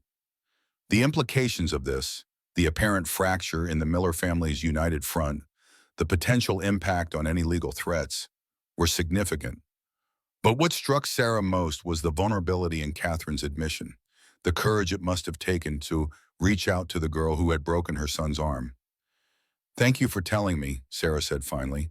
That couldn't have been easy. Catherine smiled sadly. No, but it was necessary for Jake's sake as much as anyone's. She put the car back in drive. I won't keep you any longer. I wanted you to know. As the BMW pulled away, Sarah remained on the sidewalk, processing the encounter. It was a reminder that every story had complexities beyond what was immediately visible, that even in situations that seemed clearly defined, victim and aggressor, right and wrong, there were layers of human experience that defied simple categorization. The interaction with Catherine Miller added yet another dimension to Sarah's evolving perspective. She had entered this situation seeing Jake solely as an aggressor, much as she had seen Frank. But Catherine's words suggested a more nuanced reality, a boy whose behavior, however harmful, was shaped by parents who had failed to set appropriate boundaries, by a father who modeled aggression and a mother who had enabled it through silence. This didn't excuse Jake's actions, but it placed them in a context that made them more comprehensible, more human, less monstrous. As Sarah continued her walk home, she found herself thinking about Master Robertson's words, about the third option beyond victim and aggressor, the protector. Perhaps protection sometimes meant understanding the humanity even of those who caused harm, recognizing the complex factors that shape their behavior without excusing its impact. By the time she reached the apartment, Sarah had made two decisions. First, she would write the apology letter to Jake, not because she had to, but because she chose to, acknowledging her excessive response while still holding firm to the truth that he had initiated the physical contact. Second, she would meet with Rebecca again to discuss a more ambitious project, not just an article about the hallway incident, but a deeper exploration of bullying at Westridge High, its causes, its impacts, and possible solutions. If she was going to be visible now, she might as well use that visibility for something more meaningful than becoming the school's latest viral sensation. As she unlocked the apartment door, Sarah felt a curious lightness, as if she had set down a burden she hadn't fully recognized she was carrying. The path ahead was still uncertain, fraught with potential difficulties. Returning to school, facing Jake and his friends, navigating her new visibility. But for the first time in a long while, uncertainty didn't feel like a threat. It felt like possibility. The article appeared in the West Ridge Chronicle exactly as Rebecca had promised, taking up most of the front page with the headline, "Beyond the Incident, the Real Story of Sarah Hayes." Rebecca had been true to her word. The piece was balanced, thoughtful, and focused as much on who Sarah was as a person as on what had happened with Jake Miller. The article began with a straightforward account of the hallway confrontation, citing multiple witness statements and referencing drawing, though not directly linking to, the videos that had captured the incident. Rebecca had been careful to present both perspectives. Jake's claim that Sarah had overreacted to a minor interaction, and Sarah's account of being physically grabbed after verbal harassment. But what made the article remarkable was how it expanded beyond those few moments in the hallway to paint a portrait of Sarah herself. Her academic excellence, her thoughtful contributions in Mr. Carter's history class, her love of literature, and her deliberate choice to maintain a low profile at Westridge High. Rebecca had even included a brief quote from Mr. Carter, who described Sarah as a student of exceptional insight, whose written work reveals a maturity of thought unusual for her age. Most importantly, Rebecca had respected Sarah's boundaries. There were no specific details about her martial arts training beyond a general mention of self-defense skills, no probing into her life before Oakville, and no speculation about the difficult experiences Sarah had alluded to in their interview. The final paragraph remained with Sarah long after she finished reading. Perhaps the most significant aspect of this story isn't what happened in that hallway, but what happens next. For 2 years, Sarah Hayes has moved through the halls of Westridge High as a shadow, seen but rarely noticed. Whether by choice or circumstance, that invisibility has ended. The question now is what Sarah, and all of us, will do with this new visibility. Because in the end, how we respond to moments of crisis reveals far more about our character than the crisis itself. Sarah read the article 3 times, sitting at her kitchen table on the Friday morning it was published.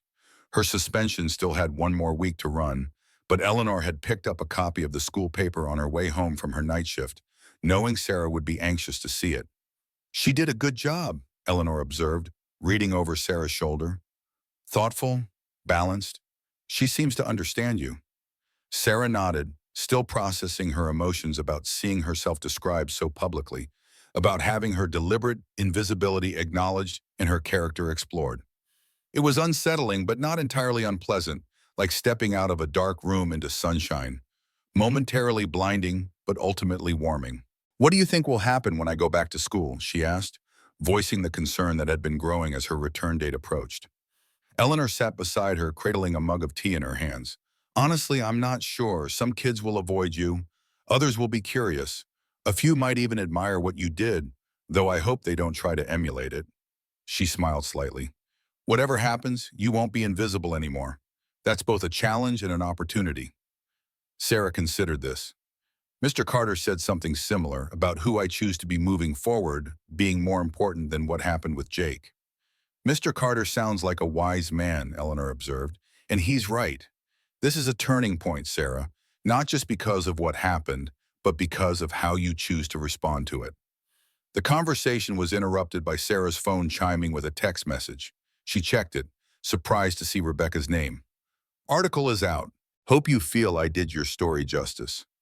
Also, heads up, big reaction at school already. Mostly positive toward you. Jake is furious, his friends too. Be prepared when you come back." Sarah showed the message to her mother, who frowned slightly.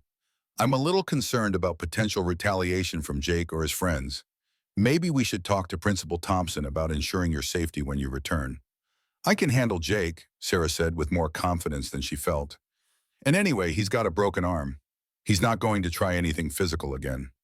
"It's not just physical confrontation I'm worried about," Eleanor clarified. "High school can be brutal in other ways. Social exclusion, rumors, cyberbullying, especially now that you're in the spotlight." Sarah hadn't considered these possibilities, accustomed as she was to flying under the social radar. Being targeted for deliberate social attacks was outside her experience. "I'll be careful," she promised. "And I'll tell you if anything happens." Later that day, Sarah finally completed the apology letter to Jake, a task she'd been putting off all week. It wasn't easy to find the right tone, to acknowledge the excessive nature of her response without minimizing the fact that he had initiated the physical contact. After several drafts, she settled on something straightforward. "Jake, I am writing to apologize for causing your injury during our confrontation last week. While I believe I had the right to defend myself when you grabbed my arm, I recognized that my response was disproportionate to the situation. I did not intend to break your arm or cause you serious harm, and I regret that my actions resulted in your injury. I hope your recovery is swift and complete. Sarah Hayes. It wasn't effusive or particularly warm, but it was honest, the best she could offer under the circumstances. She emailed it to Principal Thompson as required, then tried to put the matter out of her mind. The weekend passed quietly. Sarah spent Saturday morning at the public library, finding comfort in the familiar routine of browsing shelves and losing herself in books. In the afternoon, she walked by Robertson's dojo, pausing outside to watch a children's class through the window. Master Robertson spotted her and gave a small nod of acknowledgement, but didn't invite her in. She understood. Her suspension from training remained in effect until the school situation was resolved. On Sunday, Diana was off work, and they spent the day together, cooking a proper meal rather than their usual hasty offerings between Eleanor's shifts and Sarah's school and training schedule. They talked about normal things, Eleanor's patience without breaking confidentiality, a movie they both wanted to see, plans for the summer that suddenly seemed less certain given recent events. It was during this conversation that Eleanor broached a subject Sarah hadn't expected. "I've been thinking," she said as they washed dishes together, "about making a change in my work schedule, moving to day shifts instead of nights." Sarah looked at her in surprise. Eleanor had worked nights since Sarah was 12, initially because the pay differential was better, and later because it had become routine. "Really? Why now?" Eleanor handed her a plate to dry. "A few reasons. The night differential doesn't make up for the toll it takes on my body anymore. I'm not getting any younger." She smiled self-deprecatingly. "But mostly because I think you need me around more right now. Not just physically present, but actually awake and available when you're home." The suggestion that Sarah needed more parental supervision might have felt insulting a week ago. Now it felt like an act of care rather than control. "I'd like that," she admitted, "if it works for you. I've already spoken to my supervisor. There's a day shift position opening next month. It would mean a slight pay cut, but we can manage." Eleanor rinsed another plate. "And it would mean we could have more evenings like this, together." The simple statement carried significant weight. Since Cleveland, their relationship had been close but often conducted in passing. Eleanor leaving for work as Sarah returned from school, Sarah already asleep when Eleanor got home. They functioned well as a team but rarely had time to simply be together. "I'd really like that," Sarah said softly. Eleanor smiled, a hint of sadness in her eyes. "After what happened with Frank, I focused so much on making sure we were physically safe, financially secure. But I think I missed something important along the way, making sure we both had the emotional support we needed." She set down the dish she was washing and turned to face Sarah fully. "You've been so strong, so self-sufficient. Sometimes I forget you're still boss to 16, that you're still figuring out who you are and who you want to be." "I'm okay, Mom," Sarah assured her, uncomfortable with the hint of guilt in her mother's voice. "You've done the best you could." "Yes, but the best I could might not have been what you needed." Eleanor tucked a strand of hair behind Sarah's ear, a tender gesture. "I want to do better, be more present, help you navigate whatever comes next." The sincerity in her mother's eyes brought a lump to Sarah's throat. "I'd like that," she repeated, unable to find more eloquent words for the mix of gratitude and love she felt. They finished the dishes in companionable silence, the promise of change, positive change, hovering between them like a shared secret. The next week passed with surprising swiftness. Sarah completed her schoolwork, exchanged regular texts with Rebecca about the reaction to the article at school, mostly positive, though Jake's friends were doing their best to counter the narrative, and spent an afternoon at the Robertson farm, helping Master Robertson clear some of the overgrown paths around the barn. On Wednesday, Rebecca texted with a new proposition. "I've been thinking about something. The article about you got a lot of response, much more than anything else I've written for the Chronicle. Several students have come forward with their own stories of being bullied by Jake and others. What if we did something bigger? Not just about what happened between you and Jake, but about the culture that allowed it to happen in the first place." Sarah stared at the message, intrigued but hesitant. "What are you thinking?" she replied. "A series. Beneath the Surface, the Hidden Culture of Bullying at Westridge." Not just personal stories, but data. How many incidents get reported versus addressed? Which students tend to be targeted? Which perpetrators face consequences and which don't? Real journalism, Sarah. Something that could actually change things. The proposition was both exciting and daunting. Sounds ambitious, Sarah texted back. It is, and I can't do it alone. I need someone who understands what it's like to be invisible, to see without being seen. Someone who can help me find the stories that aren't being told. Sarah knew what Rebecca was asking, for her to step even further into visibility, to not just tell her own story, but to help others tell theirs. It was a far cry from the quiet, unnoticed existence she'd cultivated for 2 years. I'll think about it, she promised. That evening, as she and Eleanor ate dinner, Sarah mentioned Rebecca's proposal. It sounds like she's asking you to become an investigative journalist, Eleanor observed. I think she's asking me to be her eyes and ears, Sarah clarified, to help identify patterns I might have noticed while being, well, invisible. And how do you feel about that? Sarah considered the question carefully. Part of me thinks it's too much exposure, that I should focus on getting through the rest of the year without drawing more attention to myself. But another part, go on, Eleanor encouraged. Another part of me thinks that if I've already lost my invisibility, I might as well use my visibility for something worthwhile. Something that might actually help other students who are still where I was, afraid to speak up, afraid to be seen. Eleanor studied her daughter with a mixture of pride and concern. That's a mature perspective, Sarah.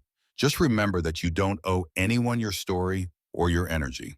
Whatever you decide to do it because it's what you want, not because you feel obligated. Sarah nodded, absorbing her mother's wisdom. I'll keep that in mind.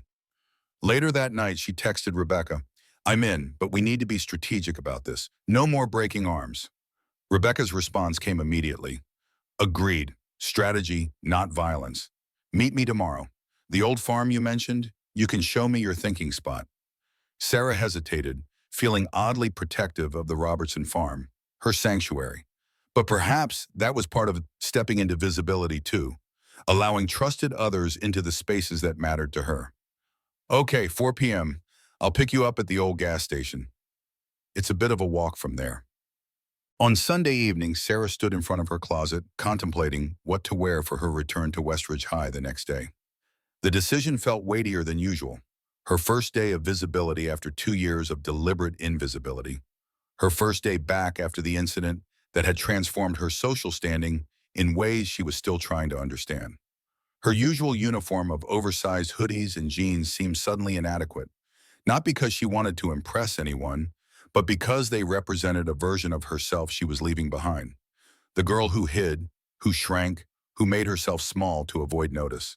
After some deliberation, she settled on a simple outfit, fitted jeans, a blue button-up shirt that Eleanor had bought her for a school presentation last year, and a light gray cardigan. Nothing flashy or attention-seeking, but not hiding either. Clothes that fit, that acknowledged her physical presence in the world, rather than attempting to minimize it. As she laid the outfit on her desk chair, her phone buzzed with a text from Rebecca. Ready for tomorrow? I'll meet you at the front entrance at 7:45. Safety in numbers. Sarah smiled at the offer. See you then, she replied. She was about to set her phone down when it buzzed again, this time with a message from an unknown number. I know what you're doing with that reporter girl. Back off if you know what's good for you. Not everyone at Westridge thinks you're a hero. Sarah stared at the message, her heart rate accelerating slightly. She took a deep breath, centering herself as Master Robertson had taught her. Then she deleted the message without responding and blocked the number. She considered telling Eleanor about the threat, but decided against it. Not out of fear or secrecy, but because she didn't want to worry her mother unduly. The message was probably from one of Jake's friends, blowing off steam with an empty threat. Sarah had faced far worse than anonymous text messages. She would handle this herself. Still, as she prepared for bed, she found herself reflecting on the distance she'd traveled in just 2 weeks. From the girl who would have been terrified by such a message to someone who could acknowledge the threat, assess its likelihood, and proceed accordingly. It wasn't fearlessness, she realized. It was what Master Robertson had been trying to teach her all along, the mastery of fear rather than its absence. Morning came with a clarity Sarah hadn't expected. She woke feeling not anxious but resolute, ready to face whatever the day might bring. She dressed in her carefully chosen outfit, ate a proper breakfast with Eleanor, who had arranged to start her shift later so she could see Sarah off to school, and picked up her backpack, lighter now without the weight of invisibility she'd carried for so long. "Remember," Eleanor said as Sarah prepared to leave, "you don't have to figure everything out today. Just focus on getting through the day, one class at a time." Sarah nodded, grateful for her mother's practical wisdom. "I will." "And Sarah," Eleanor's voice softened, "I'm proud of you, not just for going back, but for how you've handled all of this, with dignity and courage." The words warmed Sarah as she began the familiar walk to Westridge High, a route she'd traveled hundreds of times before, but never quite like this. Head up, eyes forward, steps purposeful. The autumn morning was brisk, leaves crunching beneath her feet, the rising sun casting long shadows across the sidewalk. She spotted Rebecca waiting at the school entrance, just as promised, bundled in a colorful scarf against the morning chill, her messenger bag slung across her body, looking both professional and slightly nervous. "You came," Rebecca said, smiling with evident relief. "I said I would," Sarah replied, echoing their exchange from their first interview. Together they turned to face the brick facade of Westridge High, the same building Sarah had entered countless times before, yet somehow transformed by the events of the past 2 weeks. No longer merely a place she passed through, but a landscape to be navigated with intention. "Ready?" Rebecca asked. Sarah took a deep breath, feeling the cool autumn air fill her lungs. "Ready." As they walked through the front doors, Sarah noticed the immediate effect of their entrance. Conversations pausing, heads turning, gazes following their progress down the main hallway. It wasn't universal. Many students continued their morning routines without interruption, but the shift in awareness was palpable. "Told you," Rebecca murmured. "No more invisibility." Instead of the anxiety Sarah had anticipated, she felt a curious calm settle over her. The looks, the whispers, the subtle pointing, none of it touched her core. She had faced Frank Reeves in that Cleveland kitchen. She had broken Jake Miller's arm and dealt with the consequences. She had opened herself to Rebecca's questions in Master Robertson's wisdom. She could handle being seen. They reached the intersection of hallways where the incident with Jake had occurred. Sarah paused briefly, acknowledging the space and what had happened there without letting it define her. Then she continued toward her locker, Rebecca still at her side. "I have to get to homeroom," Rebecca said as they approached Sarah's locker. "Will you be okay?" Sarah nodded. "I'll be fine." As Rebecca turned to go, she added, "Meet at lunch? Usual spot?" "Usual spot," Sarah agreed, realizing they now had a usual spot, the beginning of routines and patterns that defined friendship rather than mere acquaintance. She opened her locker, the familiar combination feeling both ordinary and significant. As she exchanged books for her morning classes, she became aware of someone approaching. Not aggressively, but deliberately. She turned to find Mr. Carter standing nearby, his silver hair neatly combed, his reading glasses hanging from a cord around his neck. "Miss Hayes," he said, his voice carrying the same calm authority it always had. "Welcome back." "Thank you, Mr. Carter." He studied her for a moment, his expression thoughtful. "You look different today." Sarah glanced down at her outfit, slightly self-conscious. "I decided it was time for a change." "I didn't mean your clothes," Mr. Carter clarified with a small smile. "Though they suit you, I meant your posture, your presence, your standing in your truth today." The observation was so perceptive that Sarah was momentarily at a loss for words. "I read Miss Chen's article," Mr. Carter continued. "She has quite a way with words. Captured you well, I thought." "She was fair," Sarah agreed. "More than fair. Insightful." He adjusted his glasses. "I just wanted to let you know that if you need anything today, a quiet place to regroup, someone to talk to, my classroom is open during my planning period. 4th hour." The offer touched Sarah deeply. "Thank you, Mr. Carter. I appreciate that." He nodded, then glanced at his watch. "Better get to class. Don't want to be late on your first day back." As he walked away, Sarah felt a surge of gratitude for this quiet, perceptive teacher who had seen her value even when she was trying her hardest not to be seen. She closed her locker and headed to her first class, American Literature, where they were still discussing The Great Gatsby, a discussion she had missed during her suspension but had followed through the reading assignments. She slipped into the classroom just before the bell, taking her usual seat near the back. Abernathy, the literature teacher, gave her a small nod of acknowledgement before beginning the lesson. No special attention, no awkward welcome back, just a simple recognition of her presence. Sarah appreciated the normalcy. The morning passed with surprising ease. In each class, there were looks and whispers, but the teachers maintained order and focus on the material. Sarah participated when called upon, her answers thoughtful and articulate as always, but she didn't volunteer, not out of fear or hiding, but because she was still finding the balance between visibility and performance. By lunchtime, she had settled into a rhythm, the initial awkwardness of her return fading into the ordinary routine of the school day. She made her way to the cafeteria where Rebecca had promised to meet her at their usual spot, a table near the windows that overlooked the school's modest courtyard. She was navigating the lunch line when she felt someone step close behind her, too close for comfort, deliberately invading her personal space. She turned, maintaining her composure, to find Tyler Wilson, Jake's friend, who had been present during the hallway confrontation. "Didn't expect to see you back, ghost girl," he said, his voice low enough that only she could hear. "Thought they'd have expelled you for sure." Sarah met his gaze steadily. "Apparently not. Jake's still in a cast, you know. Might miss the whole baseball season. Scouts were coming to watch him this year." "That's unfortunate," Sarah replied evenly. "Though maybe he'll learn something from it." Tyler's eyes narrowed. "Like what?" "Like not putting his hands on people without their permission." Tyler stepped closer, using his height to loom over her. "You think you're so smart, don't you?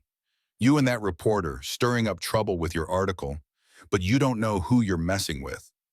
Sarah maintained her composure even as she recognized the implicit threat. "I'm not looking for trouble, Tyler. I just want to finish my lunch and my school day in peace." "Yeah, well, maybe you should have thought about peace before you broke Jake's arm." Before Sarah could respond, a new voice entered the conversation.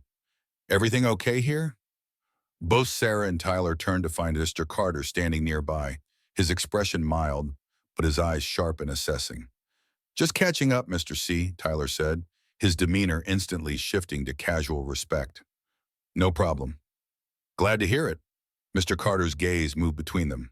"Miss Hayes, I believe Miss Chen is waiting for you by the windows." "Thank you, Mr. Carter," Sarah said, grateful for the intervention without needing to be rescued. She moved past Tyler, who stepped back with a final warning glance, and made her way to where Rebecca sat with her lunch already spread out before her. "What was that about?" Rebecca asked as Sarah set her tray down. "Just Tyler being Tyler," Sarah replied, unwilling to escalate the situation by repeating his implied threats. "Nothing I can't handle." Rebecca looked unconvinced but didn't press the issue. Instead, she opened her notebook to reveal a detailed outline. "So, I've been thinking about our investigation. We need to start by gathering data, anonymous accounts from students who've experienced bullying, statistics on reported incidents versus disciplinary actions, that sort of thing." As Rebecca launched into her plans, Sarah found herself watching the cafeteria with new eyes, seeing not just the obvious social hierarchies, but the subtler dynamics beneath. The freshman who gave the senior table a wide berth, the girl who sat alone, picking at her food while scrolling through her phone, the boy who laughed too loudly at a popular student's joke, desperate to maintain his precarious position in the social order. She had been observing these patterns for 2 years from behind her veil of invisibility. Now she had the opportunity to do something with that knowledge, to shine a light on the hidden mechanisms that allowed some students to thrive at the expense of others. "Sarah, are you listening?" Rebecca's voice broke through her thoughts. "Yes," Sarah said, turning back to her friend with newfound clarity. "And I think I know where we need to start." She pulled out her phone and showed Rebecca the threatening text she'd received the night before.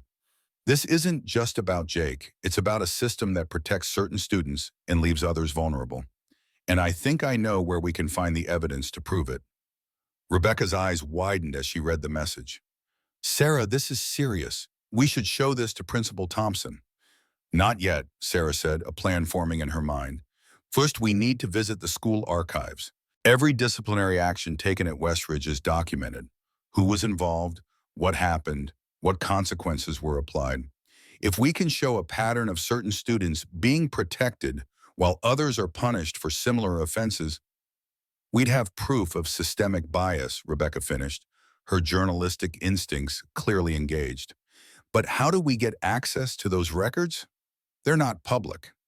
Sarah smiled slightly, thinking of Mr. Carter's offer of support and the key piece of information he had shared during her suspension, that he had been at Westridge not just as a teacher, but as a student decades earlier, that he had witnessed patterns of behavior that stretched across generations. I think I know someone who can help us, she said. Someone who's been watching Westridge longer than either of us. As the lunch period ended and they gathered their things to head to afternoon classes, Sarah felt a shift within herself, not just from invisible to visible, but from passive observer to active participant, from someone who merely survived the social ecosystem of high school to someone who might help change it. The path ahead would not be easy. There would be resistance from Jake and his friends, from the administration, perhaps even from other students comfortable with the status quo.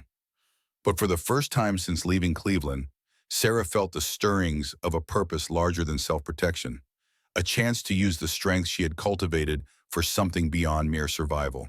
As she and Rebecca parted ways in the hallway, Sarah caught sight of her reflection in a classroom window. Not a ghost, but a girl, solid and present, standing straight and unafraid. Not because fear was absent, but because she had learned to carry it differently, as fuel rather than burden, as wisdom rather than weakness.